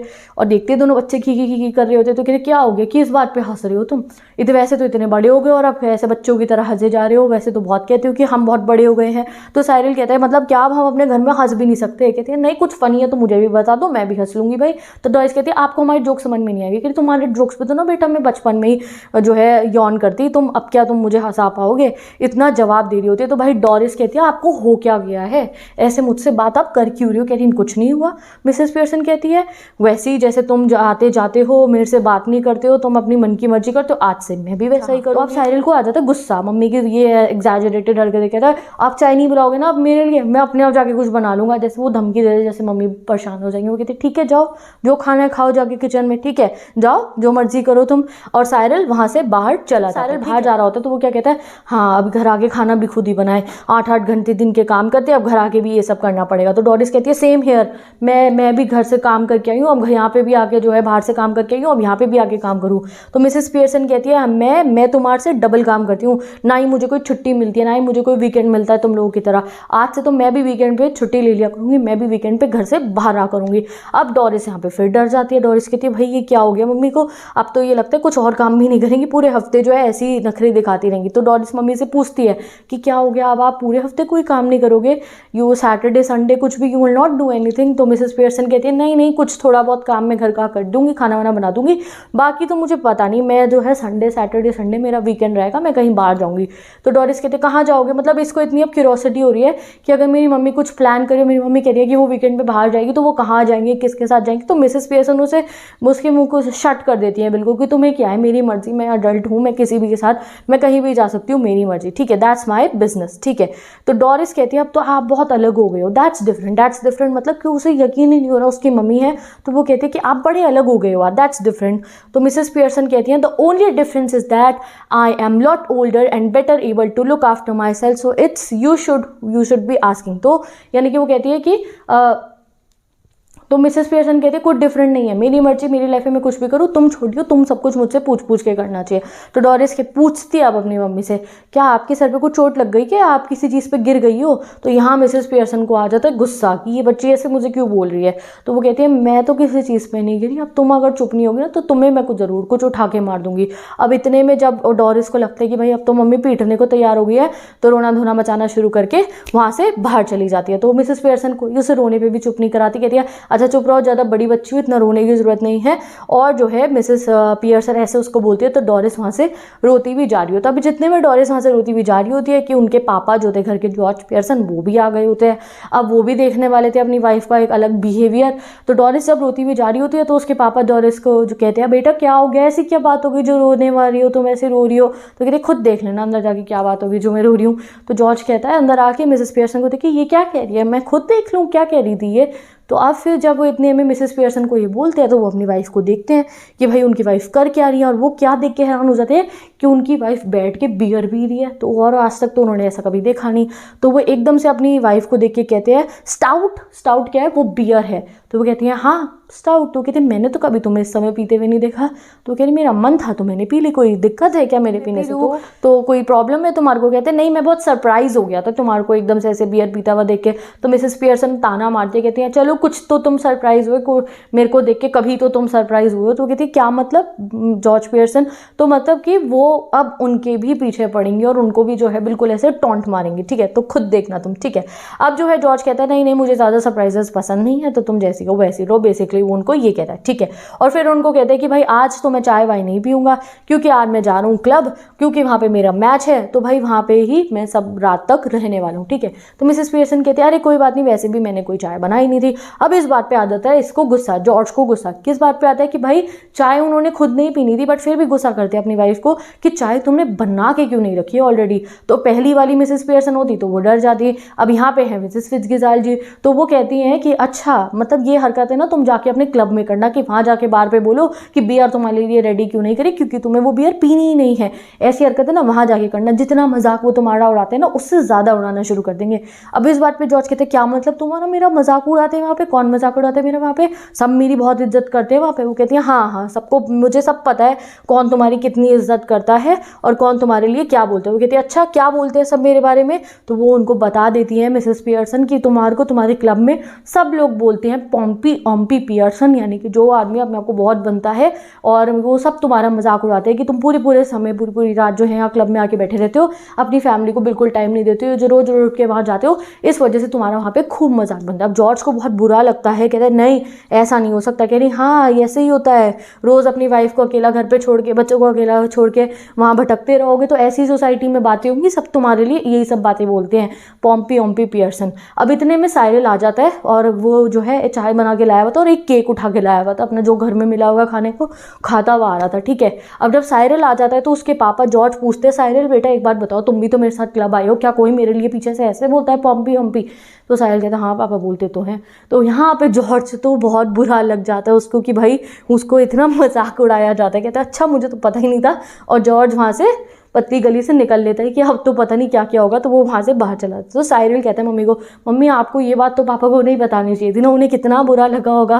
तो वो कहती है मिसेस पियर्सन कभी कभी ना फीलिंग हर्ट करना भी अच्छा होता है, जिससे इंसान को पता चल रहा है क्या सही है क्या गलत है। तो साइरल कहता है मुझे डाउट हो रहा है आपकी बात पे, आपको ऐसा फिर भी नहीं करना चाहिए। तो कहती है तुम भी जरा चुप रहो, तुम्हारी भी कोई कम नहीं है हरकतें, रोज़ अपना पूरा पूरा दिन अपना मनी अपना टाइम वेस्ट करते रहते हो, वहाँ तुम रेसेस में जाते हो और वहाँ पे जो है तुम वो गैम्बलिंग वगैरह करते हो, तुम भी ऐसे ही हो एक नंबर के, अपना सारा टाइम वेस्ट करते रहते हो, ठीक है। तो साइरल कहता है तो क्या हो गया, मैं इंजॉय ना करूँ अपनी लाइफ को। वो कहते हैं इंजॉय करने से मैं मना नहीं कर रही हूँ बेटा, बट इतना इंजॉय भी नहीं करना, कोई कम नहीं हो, तुम भी अपना सारा टाइम वेस्ट करते हो, तुम भी बहुत गलत हरकतें करते हो। तो इतने में ही जब वो साइरल को समझा रही होती है कि उनके दरवाजे पे नॉक हो जाता है, तो वो सोचता है अच्छा भैया निकलने का यहाँ से मौका मिल गया। तो कहता है मैं देख कर आता हूँ दरवाजे पे कौन है, ठीक है। तो वो दरवाजे पे देखता है तो वो कौन आया था, मिसेस फिट्जगिजाल आई थी, उनकी पड़ोसन। बेसिकली कौन है वो सच्चाई में, उनकी अपनी मदर आई है अब, ठीक है। तो वो अभी उनको दरवाज़ा खोलता नहीं है और आके अपनी मम्मी को बताता है वो बुड्ढी आई है बाहर से, वो पड़ोसन आई है हमारी, वो मोटी सी बुढ़िया है ना, वो आई है। अब आप सोचो गाइस, इस तरीके से वो बोल रहा है मिसेस फिट्जगिजाल के लिए, जो एक्चुअली में उसके सामने बैठी है, उसे पता नहीं। तो अब मिसेस फिट्जगिजाल को जो मिसेस पियर्सन उन्हें गुस्सा आता है, कहती है कि नहीं नहीं उन्हें जल्दी से अंदर आने दो, और वो कोई जो है ऐसी ओल्ड लेडी नहीं है, ये वो नहीं है, वो बहुत एक लर्नेड लेडी है, तुमसे तो बहुत ही ज़्यादा समझदार है, वो उनको अंदर लाने दो, ठीक है। तो वो जो है फिर जो है अब मिसेस फिट्जगिजाल अंदर आ जाती है। अब तुम मिसेस फिट्जगिजाल को ऐसा बहुत सीधी सी लेडी ही इमेजिन करना। अब मिसेस फिट्जगिजाल उस वहाँ जो है ड्राइंग रूम में एंटर करती हैं और आके पूछती है मिसेस पियर्सन से, और जी सब ठीक ठाक है ना, सब सही चल रहा है। तो साइरल बोलता है नहीं भैया कुछ सही नहीं चल रहा है। तो मिसेस पियर्सन चुप कर आती है, नहीं नहीं सब ठीक चल रहा है, चुप रहो तुम। तो साइरल कहता है कि क्यों चुप रहूँ मैं, मेरे को चुप रहने की क्या जरूरत है। तो मिसेस पियर्सन कहती है मैं बताती हूँ कि तुम्हारे को क्यों चुप रहना, तुम्हारे को तो उसको डरा देती है। तो मिसेस फिट्जगिजाल कहती है अरे नहीं नहीं ऐसे मत करो। तो उन्हें बुरा लग रहा है कि उनके बेटे को जो है अभी जो है मिसेस पियर्सन फिट्जगिजाल इस तरीके से डांट रही है, तो वो मना कहते हैं अरे नहीं नहीं कुछ मत करो। तो मिसेस फिट्जगिजाल कहती है, पियर्सन कहती है अरे मेरे को मेरी फैमिली को खुद मैनेज करने दो, आप मेरी फैमिली के बीच में मत बोलो, ठीक है तो वो एक्चुअली में उनकी फैमिली, बट वो उन्हें चुप करा देती है, तो मेरी फैमिली के बीच में जो है मत बोलो, ठीक है। मिसेस फिट्जगिजाल कहती है येस बट साइरल, और इतने में ही जो होता है साइरल जो है वहाँ से चला जाता है, ठीक है। अब मिसेस फिट्जगिजाल जो है यानी कि पियर्सन, वो उनसे पूछती हैं कि भाई क्या हो रहा है यहाँ पे, क्या हो रहा है। तो मिसेस पियर्सन कहती है कुछ नहीं हो रहा, मैं सबको लाइन पर लेकर आ रही हूँ, तुम्हें चिंता करने की ज़रूरत नहीं है, सब कुछ अब सही हो जाएगा तुम्हारी लाइफ में। तो मिसेस फिट्जगिजाल अब पूछती है जॉर्ज घर आ गए हैं क्या, यानी कि उनके हस्बैंड जो है वो घर आ गए हैं क्या। तो मिसेस पियर्सन कहती है हाँ वो आ गए हैं, और मैंने उसे सब बता दिया कि जो है क्लब में लोग उसके बारे में क्या सोचते हैं। तो मिसेस फिट्जगिजाल कहती है हाँ अच्छा ही सोचते होंगे, उनकी मैंने कहती नहीं अच्छा नहीं सोचते हैं, जो भी सोचते हैं मैंने सब उनको बता दिया है। तो मिसेस फिट्जगिजाल कहती है कि नहीं आपको बताना तो नहीं चाहिए था उनको इस तरीके से। और इतने में ही जो है वहाँ पे जॉर्ज अंदर आ जाता है, वो जॉर्ज रूम में एंटर करता है। अब जैसे ही जॉर्ज रूम में एंटर करता है, जॉर्ज देखता है कि मिसेस फिट्जगिजाल आई हुई है, उसकी पड़ोसन आई हुई है, ठीक है। तो वो आके कहता है अरे आप आए हो मिसेस फिट्जगिजाल। तो मिसेस फिट्जगिजाल जो एक्चुअली में उसकी वाइफ हैं, तो वो एकदम से कहती है हाँ हाँ मैं आ गई हूँ जॉर्ज। अब जैसे ही वो सुनता है कि उनकी पड़ोसन जॉर्ज सिंगल वर्ड से उन्हें बुला रही है, तो उसे गुस्सा आ जाता है, कहता है जॉर्ज, इस तरीके से गुस्से में बोलता है कि भाई तुम मुझे जॉर्ज क्यों बोल रही हो, खाली कुछ बोलो मिस्टर विस्टर लगा के। तो मिसेस पियर्सन जो अभी फिट्जगिजाल कहती क्या हो गया, तो जॉर्ज बोलिए तो क्या दिक्कत है, क्या बोली तुम्हारे को, जॉर्ज ही है ना तुम्हारा नाम, तो जॉर्ज ही तो बोलेगी, तुम कोई राजा महाराजा आए हो जो तुम्हारे को कुछ और अलग नाम बोला जाएगा, ड्यूक ऑफ एडिनबर्ग बोले तुम्हें, जो नाम है तुम्हारा उसी से तो बुलाएंगे। तो जॉर्ज कहता है पता नहीं आज तो तुम्हें क्या ही हो गया, सच्चे बता दो मेरे को क्या हो गया है, पहले तुम मुझे कह रही हो कि मैं पॉम्पी पियर्सन हूँ, अब तुम पड़ोसन के सामने मुझे डांट रही हो, ऊपर से तुमने जो है डोरिस को रुला दिया, तुम्हें हो क्या गया है आज। वो अपनी वाइफ को ऐसे कहता है। तो जब मिसेस फिट्जगिजाल सुनती है कि अच्छा कि डोरिस रोई है, तो कहती है अरे मुझे पता नहीं था कि ये सब हुआ है। तो जॉर्ज कहता है मिसेस फिट्जगिजाल आप हमारी पड़ोसन हो, आपको जान के क्या करना है, हमारे घर में क्या हो रहा है, उसे थोड़ी पता है उसकी वाइफ है। तो उसे गुस्सा आ जाता है कि वो क्यों हमारे फैमिली मैटर्स में जो है इंटरेस्ट ले रही हैं। तो इतने में ही मिसेस पियर्सन कहती हैं जॉर्ज एक तो ना मुझे तुम्हारे पे बहुत गुस्सा आ रहा है, आज के बाद कभी भी हमारे घर पे कोई पड़ोसी आया होगा तो पहले उन्हें अच्छे से ट्रीट करना, पहले उन्हें गुड मॉर्निंग गुड इवनिंग करना। ये कोई तरीका है जिस तरीके से तुम मुझसे और इनसे बात कर रहे हो, पहले घर में जो है थोड़ा एटिकेट सीखो घर में रहने के। उनको डांटना शुरू कर देती है। तो यहाँ पे मिस फिट्जगिजाल बोलती है अरे नहीं नहीं सब ठीक है वो पियर्सन ठीक है। तो मिसेस पियर्सन कहते हैं नहीं, सब सही नहीं है, इस घर में कुछ सही नहीं हो रहा, आज मैं इस घर को सब कुछ सही से सिखाने वाली हूँ, ठीक है। तो जॉर्ज कहता है अच्छा भाई ठीक है जो भी है। अब मिसेस पियर्सन कहते हैं तुम जाओ ना, तुम क्यों बैठे हो यहाँ पे, तुम अपना क्लब जाओ, तुम्हें क्लब जाना है ना, तुम्हारा कोई बड़ा मैच होने वाला तो तुम वहाँ जाओ, वहाँ क्यों नहीं जाते हो तुम। तो जॉर्ज कहते हैं हाँ अब यही करो, अब पहले ना तुमने मुझे ऐसे ऐसे बोल दिया, ऊपर से जो है अपनी पड़ोसन के सामने भी अब तुम मेरी बेइज्जती करो, बेटी को तो तुमने ऑलरेडी रुला ही दिया है। तो मिसेस पियर्सन कहती है अब तुम चुप नहीं होगे ना तो मैं तुम्हें सीधा लगा दूँ। पीटे को कहती है कि हाँ मैं तुम्हें मार दूंगी। तो जो हमारी मिसेस फिट्जगेराल्ड है, जो बेसिकली असली वाली पियर्सन है, वो एकदम से डर के मारे क्या कहती है, मिसेस फिट्जगेराल्ड इतना ज़्यादा मत करो, आप ऐसे मत करो। अब इतने में जॉर्ज को आ जाता है गुस्सा, वो कहता है मिसेस फिट्जगेराल्ड आप मेरी वाइफ को मिसेस फिट्जगेराल्ड क्यों कह रही हो, मतलब मेरी वाइफ का नाम पियर्सन है, आप उसको उसके नाम से बोलो, अपने नाम से क्यों, मुझे जो है क्या कर रहे हो आप लोग, लग रहा है तो आप दोनों ही आज पागल हो गए हो। तो मिसेस पियर्सन गुस्से में कहती है जॉर्ज ऐसे मतलब अपने हस्बैंड को चुप कराने के लिए कहती है अच्छा ठीक है मैं कुछ नहीं कहूँगा, मैं कुछ नहीं कहूँगा। और इतने में ही वहाँ से जो है डोरिस जो उनकी बेटी है वो धीरे धीरे आ जाती है और वो बहुत ही रोतू सी शक्ल बना के एंटर करती है, ठीक है। तो मिसेस फिट्जगेराल्ड कहती है हेलो डोरिस, जो उसकी मम्मी है बेसिकली, तो कहती है हेलो डोरिस। तो डोरिस कहती है हेलो मिसेस फिट्जगेराल्ड। तो मिसेस फिट्जगेराल्ड कहती है अरे मुझे तो लगा था तुम बाहर चार्ली के साथ घूमने जा रही हो, क्या हो गया, नहीं जा रही क्या। तो डोरिस कहती है आपको क्या मतलब, आप मेरी पड़ोसनों में किसी के साथ घूमने जा रही हो, आपको क्या मतलब। तो मिसेस पियर्सन कहते हैं जरा चुप रहो, तमीज़ से बात करो, ठीक है। तो मिसेस फिट्जगेराल्ड कहती है अरे नहीं नहीं कोई बात नहीं। तो मिसेस कहती है कुछ ठीक नहीं है, मेरी बेटी को पता होना चाहिए कि किससे किस तरीके से बात करनी है, अब आंसर करो जो है मिसेस फिट्जगेराल्ड को अच्छे से डोरिस कि तुम कहाँ जा रही हो एंड ऑल दैट, ठीक है। तो जॉर्ज की तरफ देखते हैं, इतने में डोरिस की पापा कुछ कहेंगे, बीच में कहता है मैं कुछ नहीं कहने का, मैं तो फिर नहीं, अपने हाथ पैर ही खड़े कर दिए, ठीक है। तो मिसेस पियर्सन कहती है आंसर करो आंटी को, क्या कह रही थी तुम। तो डोरिस कहती है कि हाँ मैं जा रही थी चार्ली के साथ पे, बट अब मैं नहीं जा रही हूँ। तो मिसेस फिट्जगेराल्ड पूछते हैं क्यों नहीं जा रही हो बेटा, क्या हो गया, क्यों नहीं जा रही हो। तो डोरिस कहती है कि आज ना तुम्हें पता नहीं है कि मेरी मम्मी क्या कर रही हैं, इन्होंने मुझे इतना बुरा फील कराया ये कह के कि उसके दांत टूटे हुए और वो पागल है, इसलिए मैं नहीं जाऊँगी। तो मिसेस फिट्जगेराल्ड कहती है अरे नहीं नहीं आपको ऐसा नहीं कहना चाहिए था मिसेस पियर्सन को। मिसेस पियर्सन कहती है मैं अपनी फैमिली को खुद मैनेज कर लूँगी, ठीक है। तो जॉर्ज कहता है हाँ दिख रहा है कैसे फैमिली मैनेज करी हो तुम। तो मिसेस पियर्सन उसे गुस्से में देखती हैं कि जो है जाओ ना तुम अपने क्लब, तुम यहाँ क्यों बैठे हो हमारे बीच में, जाओ, तुम्हें तो बहुत क्लब जाना था तो क्लब जाओ, ठीक है। तो अब मिसेस फिट्जगेराल्ड जो है उनकी मम्मी असली वाली वो परेशान हो गई थी, अच्छा ठीक है इनफ। वो जॉर्ज और डोरिस को कहती है कि तुम बाहर जाओ, मैं तुम्हारी मम्मी से बात करती हूँ, थोड़ी देर में वो बिल्कुल ठीक हो जाएगी। वो कहते हैं ठीक है भाई आप ही कुछ करके देख लो, क्या पता आपके कहने पे ये कुछ समझ जाए जो ये इतनी चेंज हो चुकी है। तो अब जो है जॉर्ज और डोरिस दोनों रूम से बाहर चले जाते हैं और रूम में अकेले हैं मिसेस फिट्जगेराल्ड जिनके अंदर पियर्सन है और मिसेस पियर्सन जिनके अंदर फिट्जगेराल्ड है। तो अब मिसेस पियर्सन उनको बोलती है कि मैम अब हम ना दोबारा से वापस चेंज हो जाते हैं। तो वो कहती है क्यों अभी क्यों चेंज होने, कुछ और देर रुको, मैं थोड़ी देर में इन्हें बिल्कुल ठीक कर दूँ। कह रही नहीं नहीं नहीं इतना बहुत ज़्यादा हो चुका है, मैंने इतना कुछ नहीं सोचा था। वो कहती है नहीं थोड़ी देर और मुझे जो है इस चीज़ को कंटिन्यू करने दो, एक बड़ा डिफरेंस हो जाएगा, ये पूरे तुम्हारे ना मतलब ये तुम्हारे हिसाब से चलने लगे। वो कहती है नहीं मैं नहीं चाहती ये मेरे हिसाब से चले। तो वो कहती है प्लीज़ प्लीज़ प्लीज़ जो है चेंज कर दो। कहती है ठीक है तुम कहते हो तो मैं अब चेंज कर लेती हूँ। तो वो एक दूसरे का हैंड पकड़ते हैं और फिर से वो चैंट करते हैं, वो जो मस्टरडूम जो भी उनका जो है वो था मैजिकल जो है स्पेल, और वो जो है पर्सनालिटी अब उनकी स्वैप हो जाती है। तो अब फिर से मिसेस पियर्सन सीधी सी, मिसेस फिट्जगेराल्ड वही जो है बोल्ड सी, ठीक है। तो वो कहती है मुझे तो बड़ा मज़ा आया ये सब करके। मिसेस फिट्जगेराल्ड पियर्सन कहती है नहीं मुझे तो नहीं आया पर बिल्कुल भी। तो मिसेस फिट्जगेराल्ड कहती है बट तुम्हें अब जो है सब कुछ ठीक से करना होगा, सुन लो मेरी बात को जो है बहुत ध्यान से, अब फिर से पहले जैसा मत करना हरकतें उनके साथ, वरना जो ये कुछ मैंने आज करा है वो सब टाइम वेस्ट हो जाएगा। तो वो कहती है हाँ मैं बिल्कुल ध्यान रखूंगी, आज से मैं अपने बच्चों को साथ वैसा ही ट्रीट करूंगी, ठीक है। तो वो कहती है ठीक है। और जो है अब मैं तो चाहती थी कि ये थोड़ी देर और कंटिन्यू रहता तो सब सही होता। मिसेस पियर्सन कहती है नहीं जितना हुआ है उतना भी बेटर है, ठीक है। और अब तो मुझे उन्हें समझाना भी पड़ेगा ना मैं ऐसा क्यों रिएक्ट करी थी, मुझे उन्हें सब कुछ ये सब बात बतानी होगी। तो मिसेस फिट्जगेराल्ड कहती है नहीं बिल्कुल मत करना, ये उन्हें मत बताना कि तुम उनसे गुस्से में क्यों डील करी थी एंड ऑल दैट। ये अगर तुमने बताया तो ये जो कुछ भी हमने करा उसका कोई फ़ायदा नहीं होने का, वो फिर से पहले जैसे हो जाएंगे। तुम्हें फिर से जो है अगर वो सिचुएशन चाहिए तो ये करना, वरना बिल्कुल मत करना। तो वो उनको समझाती है कि अब तुम वैसे रहना जैसे मैं तुम्हारी फैमिली के साथ में रही थी, बिल्कुल स्ट्रेट फॉरवर्ड, और जो तुम चाहती हो क्लियर टोन में अपने बच्चों को और अपने हस्बैंड को बता देना, ठीक है।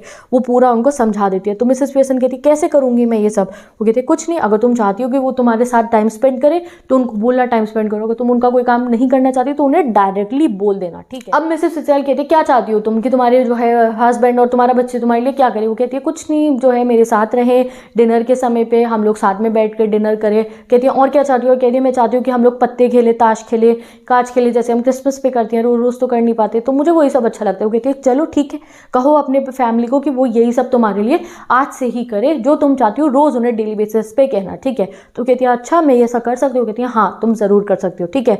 और इतने में ही जो है मिसेस फ्रिट्ज़ल सब समझा चुकी थी, पूरा बेस अब रेडी कर चुकी थी मिसेस पियर्सन के लिए।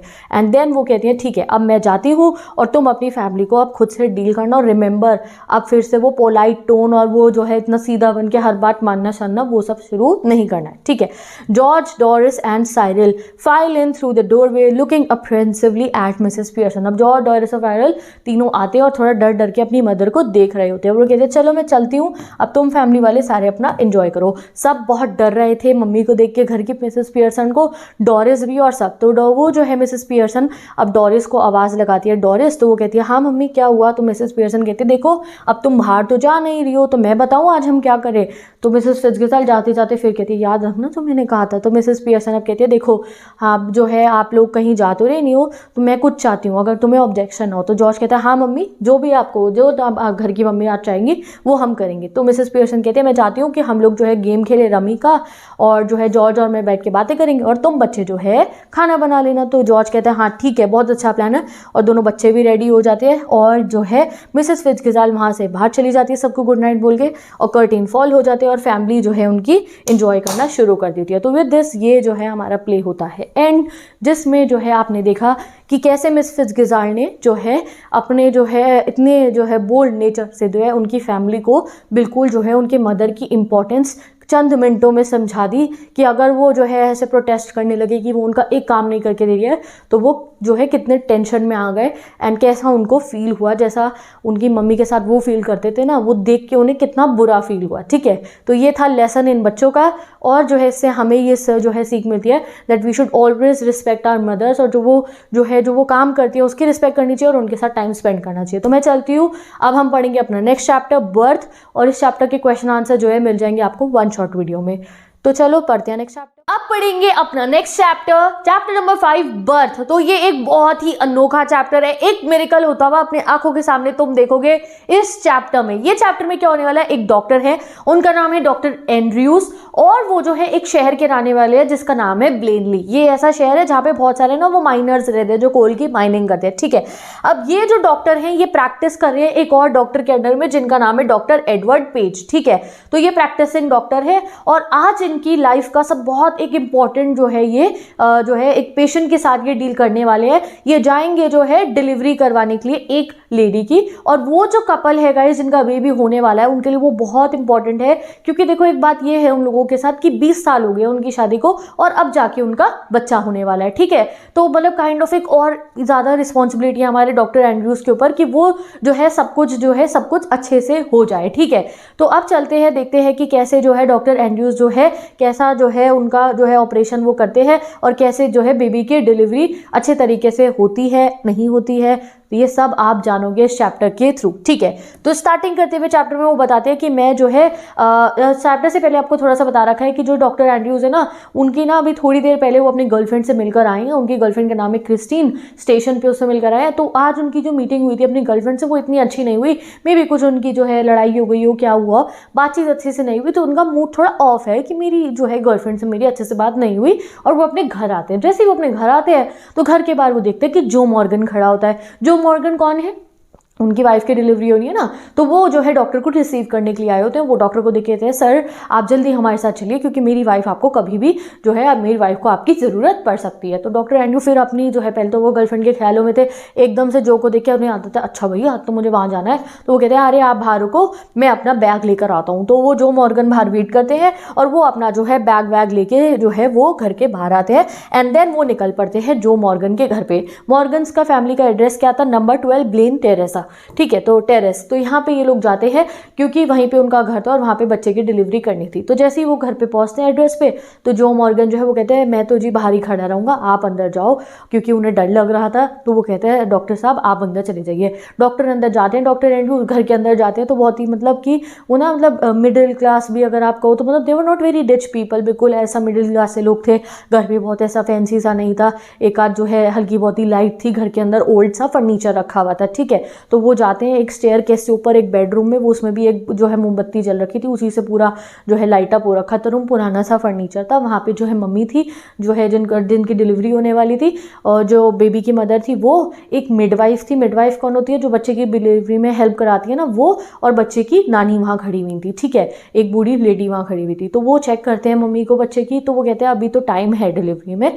और फिर जो है जितने में उन्हें पता चलता है कि अभी थोड़ा टाइम है डिलीवरी में, तो वो जो बूढ़ी आंटी वहाँ पे खड़ी हुई थी वो कहती हैं डॉक्टर को, डॉक्टर साहब मैं आपके लिए चाय बना देती हूँ। तो वो समझ जाते हैं कि वो आंटी क्यों कह रही है चाय बनाने को, क्योंकि वो उन्हें लगता है कि आंटी ये ना सोच लो कि मैं घर चला जाऊँगा इतनी देर में, दोबारा कहूँगा वापस आऊँगा, और वो बहुत डरी हुई थी अपनी बेटी के लिए। तो वो कहती है मदर डोंट फ्रेट, आप चिंता मत करो, मैं कहीं नहीं जा रहा हूँ, मैं कहीं भागूंगा नहीं, जब तक मैं अच्छे से जो है डिलीवरी ना कर दूँ, आप टेंशन मत लो। ठीक है, फिर वो दोनों जो है वो लोग जो है नीचे चले जाते हैं एंड जो है वहाँ जाके चाय पीते हैं। ठीक है, अब डॉक्टर एंड्रूज बैठ के चाय पीते हैं और आंटी भी वहीं पास में बैठी होती है। वो जो मदर है, किसकी मदर है वो आप यहाँ पे देख लो, वो मिसेस मॉर्गन की मदर है, यानी कि बच्चे की नानी है वो। तो वो भी आराम से वहाँ फायर प्लेस जल रही होती है और दोनों बैठे होते हैं। अब जिस इस समय पे इतना वेटिंग पीरियड जो था उसमें डॉक्टर एंड्रूज जो है अपने ही कुछ दिमाग में सोच रहे होते हैं। क्या सोच रहे होते हैं वो क्रिस्टीन के बारे में, अपनी गर्लफ्रेंड के साथ जो इंसिडेंट हुआ था उसके बारे में सोच रहे थे, एंड शादी के टॉपिक पे वो सोच रहे होते हैं। कई बार उन्होंने अपने सामने देखा है कि कुछ लोगों की शादियाँ टूट जाती है। उन्हें याद है कि एक आदमी था, उसकी बीवी उसको जो है ऐसी रेलवे स्टेशन पर छोड़ के भाग गई थी, उसकी वाइफ उसको छोड़ देती है। ठीक है, तो उन्हें बुरा लगता है, कहीं ना कहीं वो टेंशन ले रहे होते हैं कि उनका और क्रिस्टीन का आगे क्या होगा। ये सब वो अपने दिमाग में इमेजिन कर रहे होते हैं। कितने में ही वो जो आंटी थी, बूढ़ी आंटी, वो कहती है कि मुझे जो है सुजैन ने बोला है कि वो नहीं चाहती कि आप उसे एनेस्थीसिया दो जिससे कि बच्चे को कोई नुकसान ना हो जाए, यानी कि उनको वो नहीं चाहती हैं कि वो बेहोश कर देते हैं ना जो डॉक्टर, तो जो बेबी की ममा है वो नहीं चाहती कि वो बेहोश करे कि उससे कहीं बच्चे को नुकसान जो है वो ना हो जाए। तो डॉक्टर एंड्रूज कहते हैं कि मैम आप बिल्कुल टेंशन मत लो, जो भी मैं करूँगा उससे जो है बेबी को कोई नुकसान नहीं होने वाला है। ठीक है, तो वो उनको पूरा जो है एनेस्थेटिक देने को मना कर दिया। तो वो कहते हैं आप टेंशन मत लो, सब ठीक होगा। इतने में ही ऊपर से नर्स कौन हो गई यहाँ पे, जो मिडवाइफ थी, उसकी आवाज़ आती है अब टाइम हो गया था डिलीवरी करने का बेबी की। ठीक है, तो डॉक्टर एंड्रूज ऊपर जाते हैं और जैसे ही बेबी की डिलीवरी होती है तो अनफॉर्चुनेटली बच्चा जो है वो स्टिल बॉर्न पैदा होता है, यानी कि बच्चे के अंदर जान नहीं थी, बच्चा सांस नहीं ले रहा था। वैसे वो बिल्कुल परफेक्टली फॉर्म था, उसका पूरा सिर था, दोनों हाथ पैर बिल्कुल ही बहुत ही मतलब ऐसा वाइट से कलर का बच्चा था, बट गाइस वो सांस नहीं ले रहा था। अब डॉक्टर एंड्रूज बहुत परेशान हो जाते। एक तो आपको पता भी है कि इतने सालों बाद तो उनके घर में बेबी हो रहा था उन लोगों के, और सब परेशान भी थे। बट डॉक्टर एंड्रूज सबसे पहले ये देखते हैं कि अब मैं क्या करूं, बेबी स्टिल बॉर्न है, इसको देखूं कुछ, या फिर वो जो मदर थी उनकी हालत बिगड़ती जा रही थी, पहले उस बच्चे की मदर को ठीक करूं। तो फिर वो being a very responsible doctor वो डिसीजन लेने का सोचते हैं और फिर वो पहले जाते हैं सुजैन मॉर्गन पे, यानी कि बच्चे की मम्मी पे, पहले उसे जाके जो है ठीक करते हैं। उनको जो है सिरिंज लेके जो है जो भी मेडिसिन रिक्वायर्ड थी उसको जो है सिरिंज से मेडिसिन जो है इंजेक्ट करते हैं। एंड फिर जब उन्हें लगता है कि सुजैन का जो है पल्स रेट ठीक हो चुका है, वो बिल्कुल ठीक हो चुकी है, फिर वो जो है अपना जो है अटेंशन मूव करेंगे उस बेबी के ऊपर। तो पहले वो मम्मा को ठीक कर देते। ठीक है, फिर वो कहते हैं वेयर इज द चाइल्ड, बच्चा कहाँ है। तो वो मिडवाइफ मैडम ने क्या करा कि वो बच्चे को उन्हें न्यूज़पेपर में अखबार में लपेट के जो है बेड के नीचे रख दिया। बिकॉज क्यों रखा उसने, उसे लगा बच्चा मरा हुआ है, तो उसने जो है एक डब्बे में डाल के जो है न्यूज़पेपर में लपेट के बच्चे को बेड के नीचे रख दिया। तो वो कहते जल्दी लेकर आओ बेबी को। तो फिर वो बेबी को देखते हैं और समझने की कोशिश करते हैं कि क्या हुआ है उसको। तो बिल्कुल परफेक्ट था गाइज वो बेबी, जैसे मैं आपको बता चुकी हूँ, वो जो है बॉडी बिल्कुल परफेक्ट थी, बस उसके अंदर से जो शरीर में जान नहीं थी। उसका जो सर था वो ऐसे जो है ऐसे मुंडी हिल रही थी उसकी, और वो बिल्कुल भी जो है बेबी जो है आप कहो देख के कहोगे सही है, बट बस सांस नहीं ले पा रहा था। तो इस चीज़ को जो है देख के जो है हमारे जो है डॉक्टर एंड्रूज समझ जाते हैं कि ये जो वाइटनेस इसकी बॉडी पे हो रही है, जैसा ये वाइट हो रहा है, ऐसा लग रहा है इसके अंदर ब्लड सर्कुलेशन ठीक से नहीं हो रहा है। तो वो इस केस को समझ जाते हैं, ऐसा इन्होंने अपनी डॉक्टरी में पढ़ा था कि ये कौन सा केस है, एस्फिक्सिया पेलिटा। ये एक ऐसा केस है जिसमें जो है बच्चे जो है सांस नहीं ले पा रहा है, ब्रीदिंग नहीं हो रही है, ब्लड में कार्बन डाइऑक्साइड की मात्रा ज़्यादा हो गई है, ऑक्सीजन की कम है, इसलिए जो है ये बेबी सांस नहीं ले पा रहा है। तो फिर वो उसको ट्रीट करने का प्रोसीजर शुरू करते हैं। वो जो मिडवाइफ थी वो उसको बोलते हैं कि जल्दी से जाओ, मेरे लिए एक बेसन के अंदर, एक पतीले के अंदर गर्म पानी लेकर आओ और एक पतीले में ठंडा पानी लेकर आओ। और वो मैडम जी कुछ काम नहीं करना चाहती, तो वो उसको चिल्ला के बोलते हैं जल्दी लेकर आओ।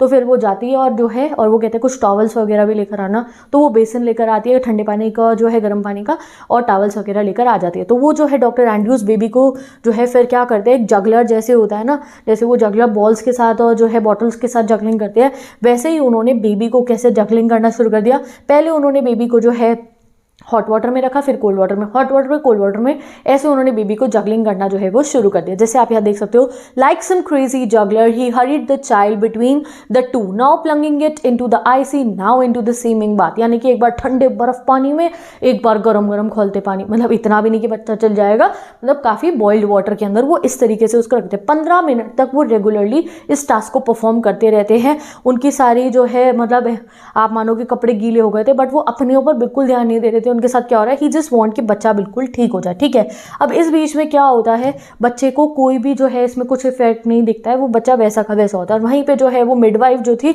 वो बड़ा देख रही थी कि भाई ये कर क्या रहे हैं। ठीक है, और जो उनकी नानी थी वो जो है पीछे खड़ी होकर जो है भगवान से प्रे कर रही थी कि वो बस जो है वो सब कुछ ठीक हो जाए। ठीक है, तो अब जो है एंड्रूज जब देखते हैं कि उनके कोई भी एफर्ट का बच्चे पे फायदा नहीं हो रहा है, तो उन्हें बहुत बुरा लगता है और उन्हें याद आता है जो मॉर्गन की शक्ल, सुजैन की शक्ल, उन आंटी की शक्ल, कि वो कितने ज़्यादा डेस्परेट है इस बेबी के लिए। 20 साल बाद उनके घर में एक बच्चा होने वाला है। ठीक है, और वो हुआ तो वो कैसे हुआ, वो स्टिल बॉर्न हुआ। तो वो कहते हैं नहीं, मैं अपनी पूरी कोशिशें करूंगा। तो अब वो क्या कहते हैं, जब वो इतनी कोशिश कर रही होती है तो बीच में पता है एक बार ये भी होता है कि बच्चा उनके हाथ से ना फिसल के गिरने भी वाला होता है। तो मिडवाइफ उन्हें कहती है सर बस कर दो आप, अब बच्चा है स्टिल बॉर्न, तो हम क्या कर सकते हैं इसके अंदर।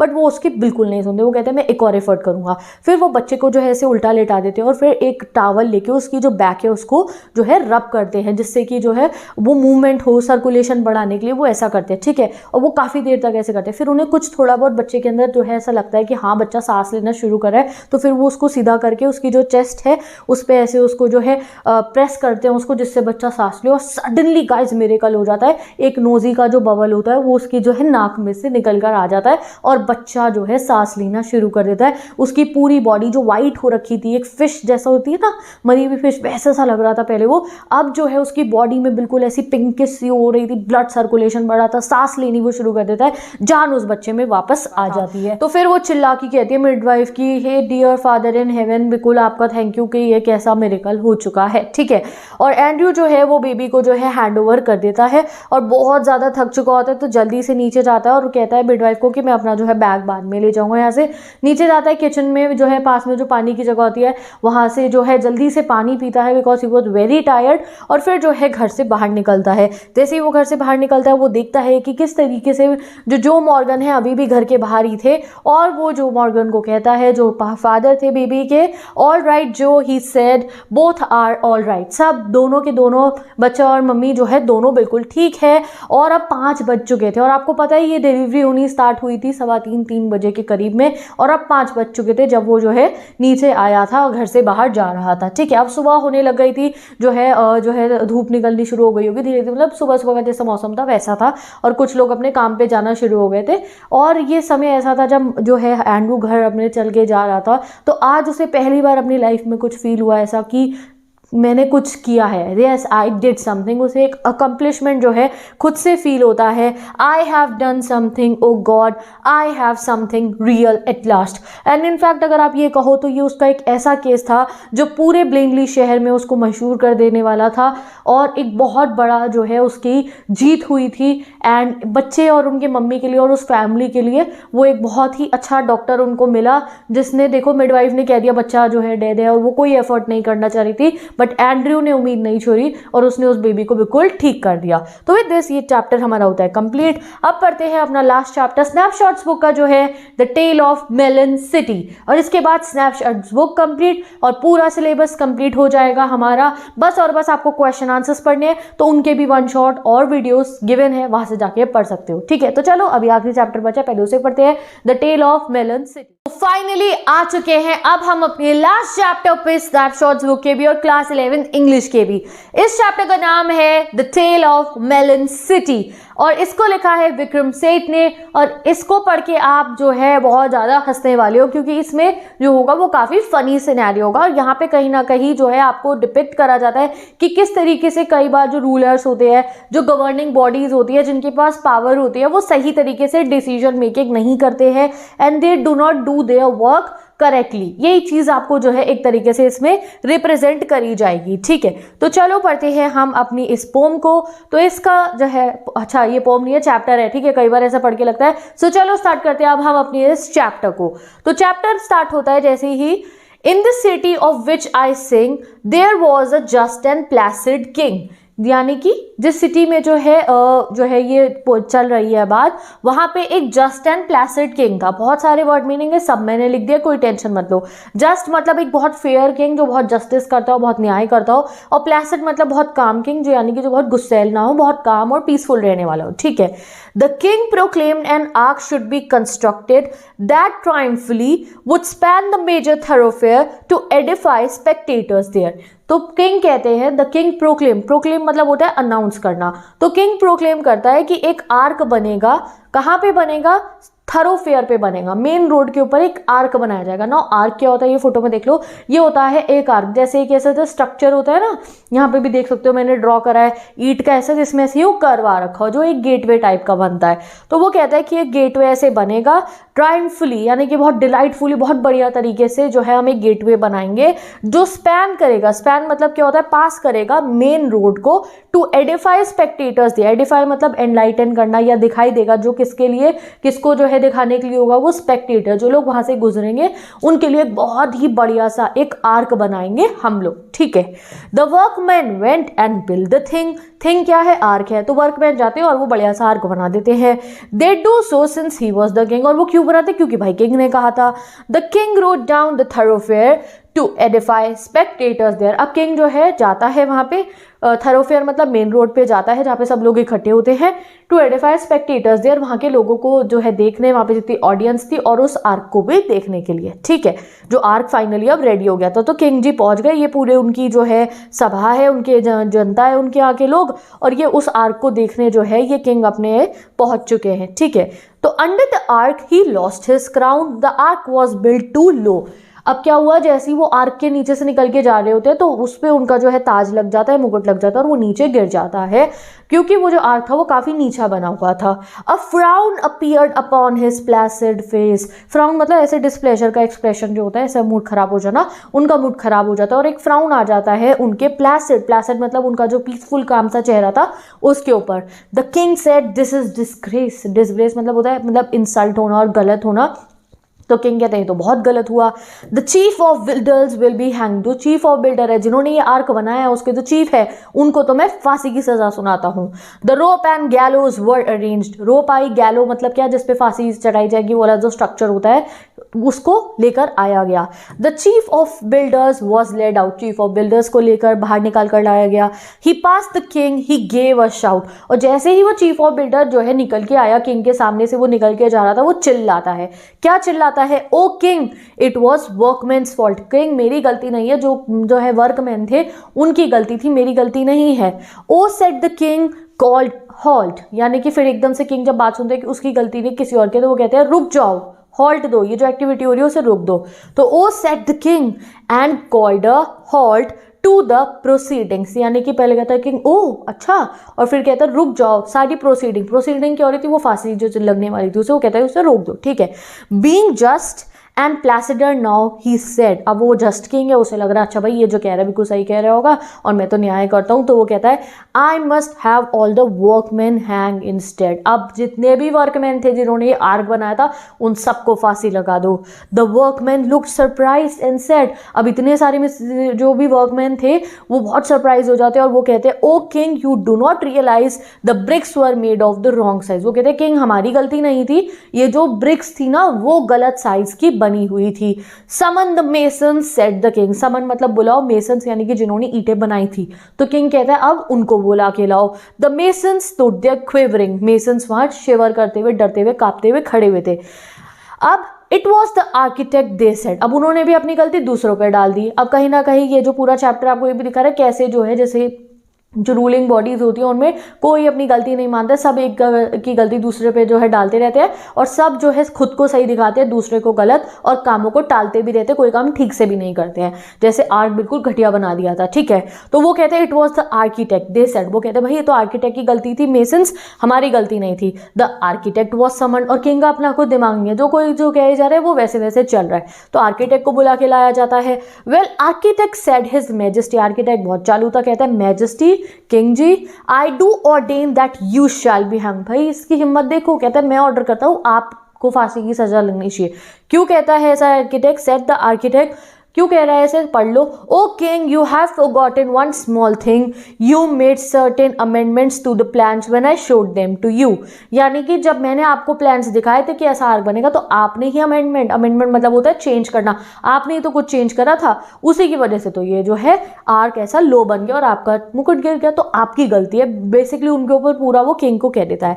द किंग हर्ड दिस, अब किंग सुनता है और किंग डर जाता है, भैया क्या अब मेरे को ही फांसी की सजा होगी। तो the king saw red, king का फेस बिल्कुल रेड हो जाता है, भैया अब क्या करूं क्या ना करूं। In fact he nearly lost his head, पागल सा होने वाला होता है। But being a just and placid king, but जैसे कि मैंने आपको बताया वो काफी जस्ट, एक न्याय करने वाला और एक बहुत ही पीसफुल किंग था। He said this is a tricky thing, कहता है ये तो बड़ा ट्रिकी मामला हो गया, ये तो बड़ा कंफ्यूजिंग मामला है। आई नीड सम काउंसिल, मुझे कुछ एडवाइस चाहिए, काउंसिल मतलब एडवाइस, मुझे कुछ एडवाइस चाहिए तब मैं इस पर अपना फैसला लूंगा।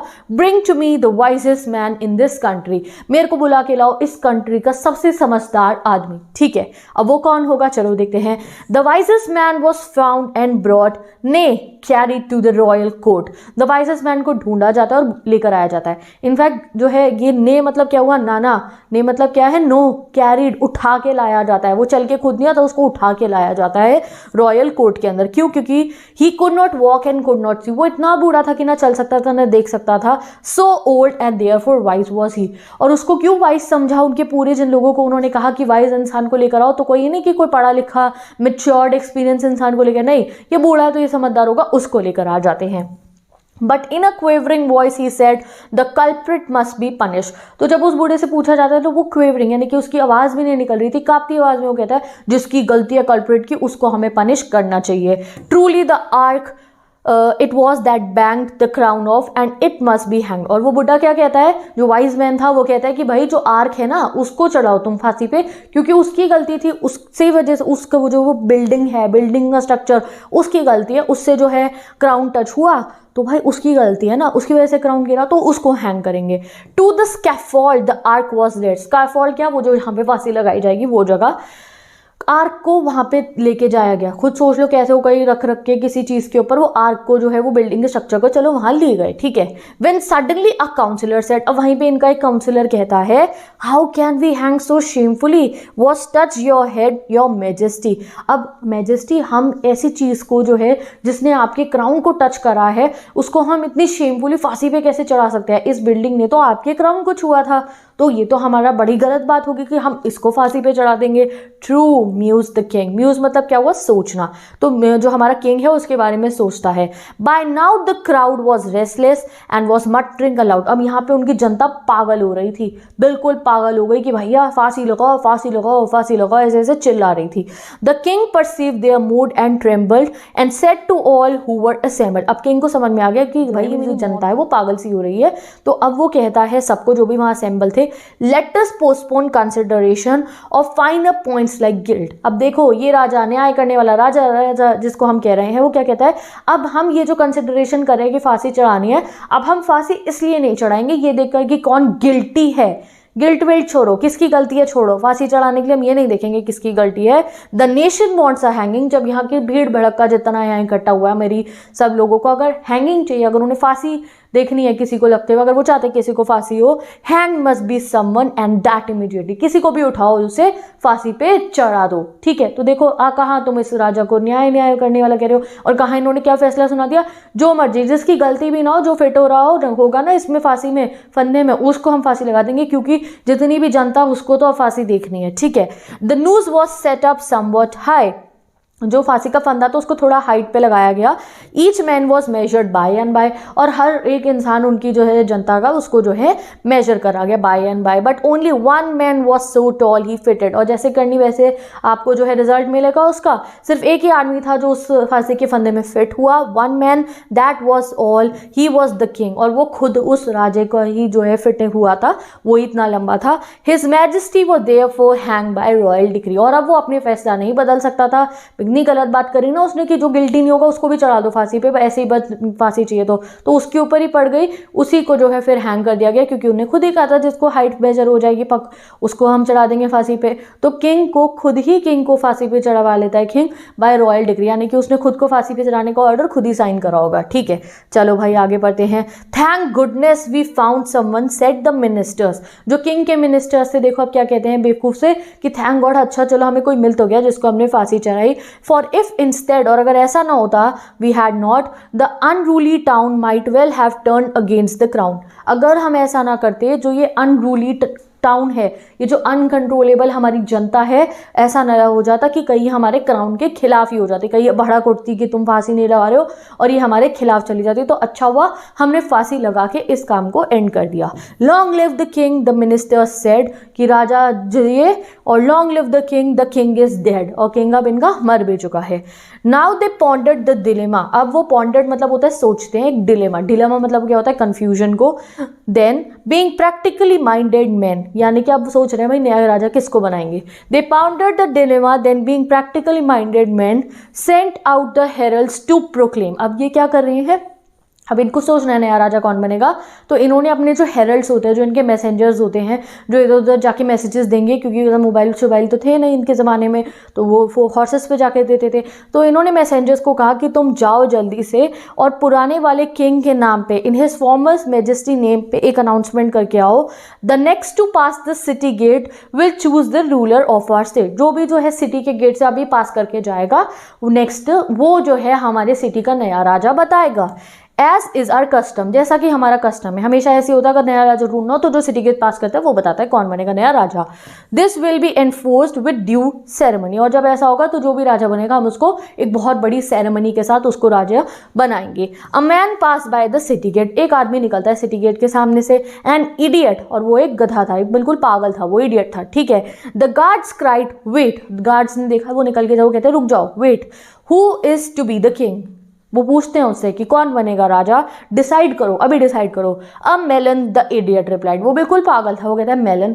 ठीक है, this was his standard answer to all question. अब वो मेलन ना हर चीज़ का आंसर मेलन करता था, उससे पूछो उसका नाम क्या है, मेलन, कोई भी क्वेश्चन तुम उससे करोगे, कुछ पूछोगे, वो सिर्फ मेलन ही बोलता था। तो उसने इंटेंशनली नहीं कहा था मेलन, वो बस मेलन ही बोलता था क्योंकि वो एक पागल था। ठीक है, बिकॉज ही लाइड मेलन्स। ठीक है, you are now our king, the minister said crowning a melon. तो अब इनके जो मिनिस्टर्स थे टाउन के, उन्होंने क्या करा, उन्होंने एक मेलन को जो है क्राउन बना के उसको जो है गद्दी पे बिठा दिया, उसको बना दिया राजा।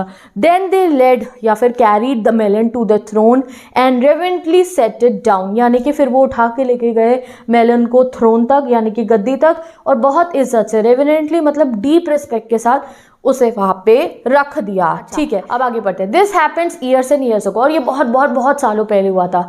When now you ask the people, अब अगर हम उन लोगों से पूछे, so your king appears to be a melon, कि तुम्हारा किंग एक मेलन है, हाउ डिड दिस हैपन, अगर हम उनसे बोले अरे तुम्हारा किंग मेलन है भाई, ऐसा कैसे हो गया, दे से well on account of customary choice, वो कहते हैं कि नहीं भैया ये चॉइस पे हुआ है, हमारी मर्जी से जो है ये मेलन जो है हमारा राजा बना है।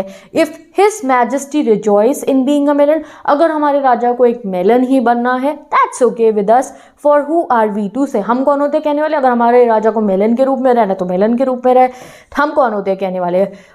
Leave us what he should be as long as he leaves us in peace and liberty, और हमें उससे कोई प्रॉब्लम नहीं है जब तक वो हमें पीस में रहने दे रहा है और हमें लिबर्टी, हमें हमारा फ्रीडम प्रोवाइड कर रहा है। The principles of laissez faire seem to be well established there, यानी कि लेजे फेयर क्या होता है, लेजे फेयर एक पॉलिसी होती है जहाँ पे हम थिंग्स को ऑन देयर ओन लीव कर देते हैं, यानी कि जो चीज़ जैसे चल रही है वैसे अपने आप डेवलपमेंट्स होती रहेंगी। ठीक है, अपने आप चलती रहेंगी। तो वो जो है प्रिंसिपल होता है लेज़ी फेयर का, इनके टाउन में बहुत अच्छे से चल रहा था, क्योंकि मेलन तो कहाँ ही कोई डिसीजन लेता होगा, तो जो होता था जैसे ही होता था चलता रहता था। और कहीं ना कहीं ये जो है, ये जो आपका चैप्टर है, दिस इज़ अ सटायर आप कह सकते हो, जो रूलिंग बॉडीज़ के ऊपर करा गया है कि किस तरीके से कई बार कोई अपनी गलती नहीं मानता, मिनिस्टर्स का आपको जैसे दिखाया वो अपना काम ठीक से नहीं करे, एंड जो जैसे किंग है उनको भी अपनी कोई रिस्पॉन्सिबिलिटी नहीं पता, वो कितना अनजस्ट तरीके से कहने वाले थे जो गिल्टी भी नहीं है उसको फांसी चढ़ा दो। तो ये चीज़ें शो करी है शॉर्टकमिंग्स जो रूलिंग बॉडीज़ में होती है, ठीक है। तो विद दिस ये चैप्टर कंप्लीट। इसमें से क्या क्वेश्चन आएंगे, अब ये काफ़ी डिफिकल्ट रहता है जाने के लिए, तो उसके लिए मैं इतनी बार बता चुकी हूँ, टेंशन नहीं लेनी है, one shot question answer series में पता चल जाएगा। अब इस चैप्टर के नोट्स या सारे चैप्टर्स के नोट्स, हर पोम की समरी और क्वेश्चन आंसर प्रिंटेड फॉर्मेट में मैंने इंस्टाग्राम अकाउंट पे अपलोड कर दी है, वहां से जाके आप देख सकते हो। तो with this guys let's end this one shot, ठीक है। फुल सिलेबस कंप्लीट हो चुका है हमारा क्लास 11th की इंग्लिश का, 3 वीडियोस हैं, 3 वन शॉट है, पूरा सिलेबस कंप्लीट कर लो और क्वेश्चन आंसर्स देख लो, and you will definitely get 100 out of 100 in your final exam. तो मैं चलती हूँ, bye bye, take care and best of luck.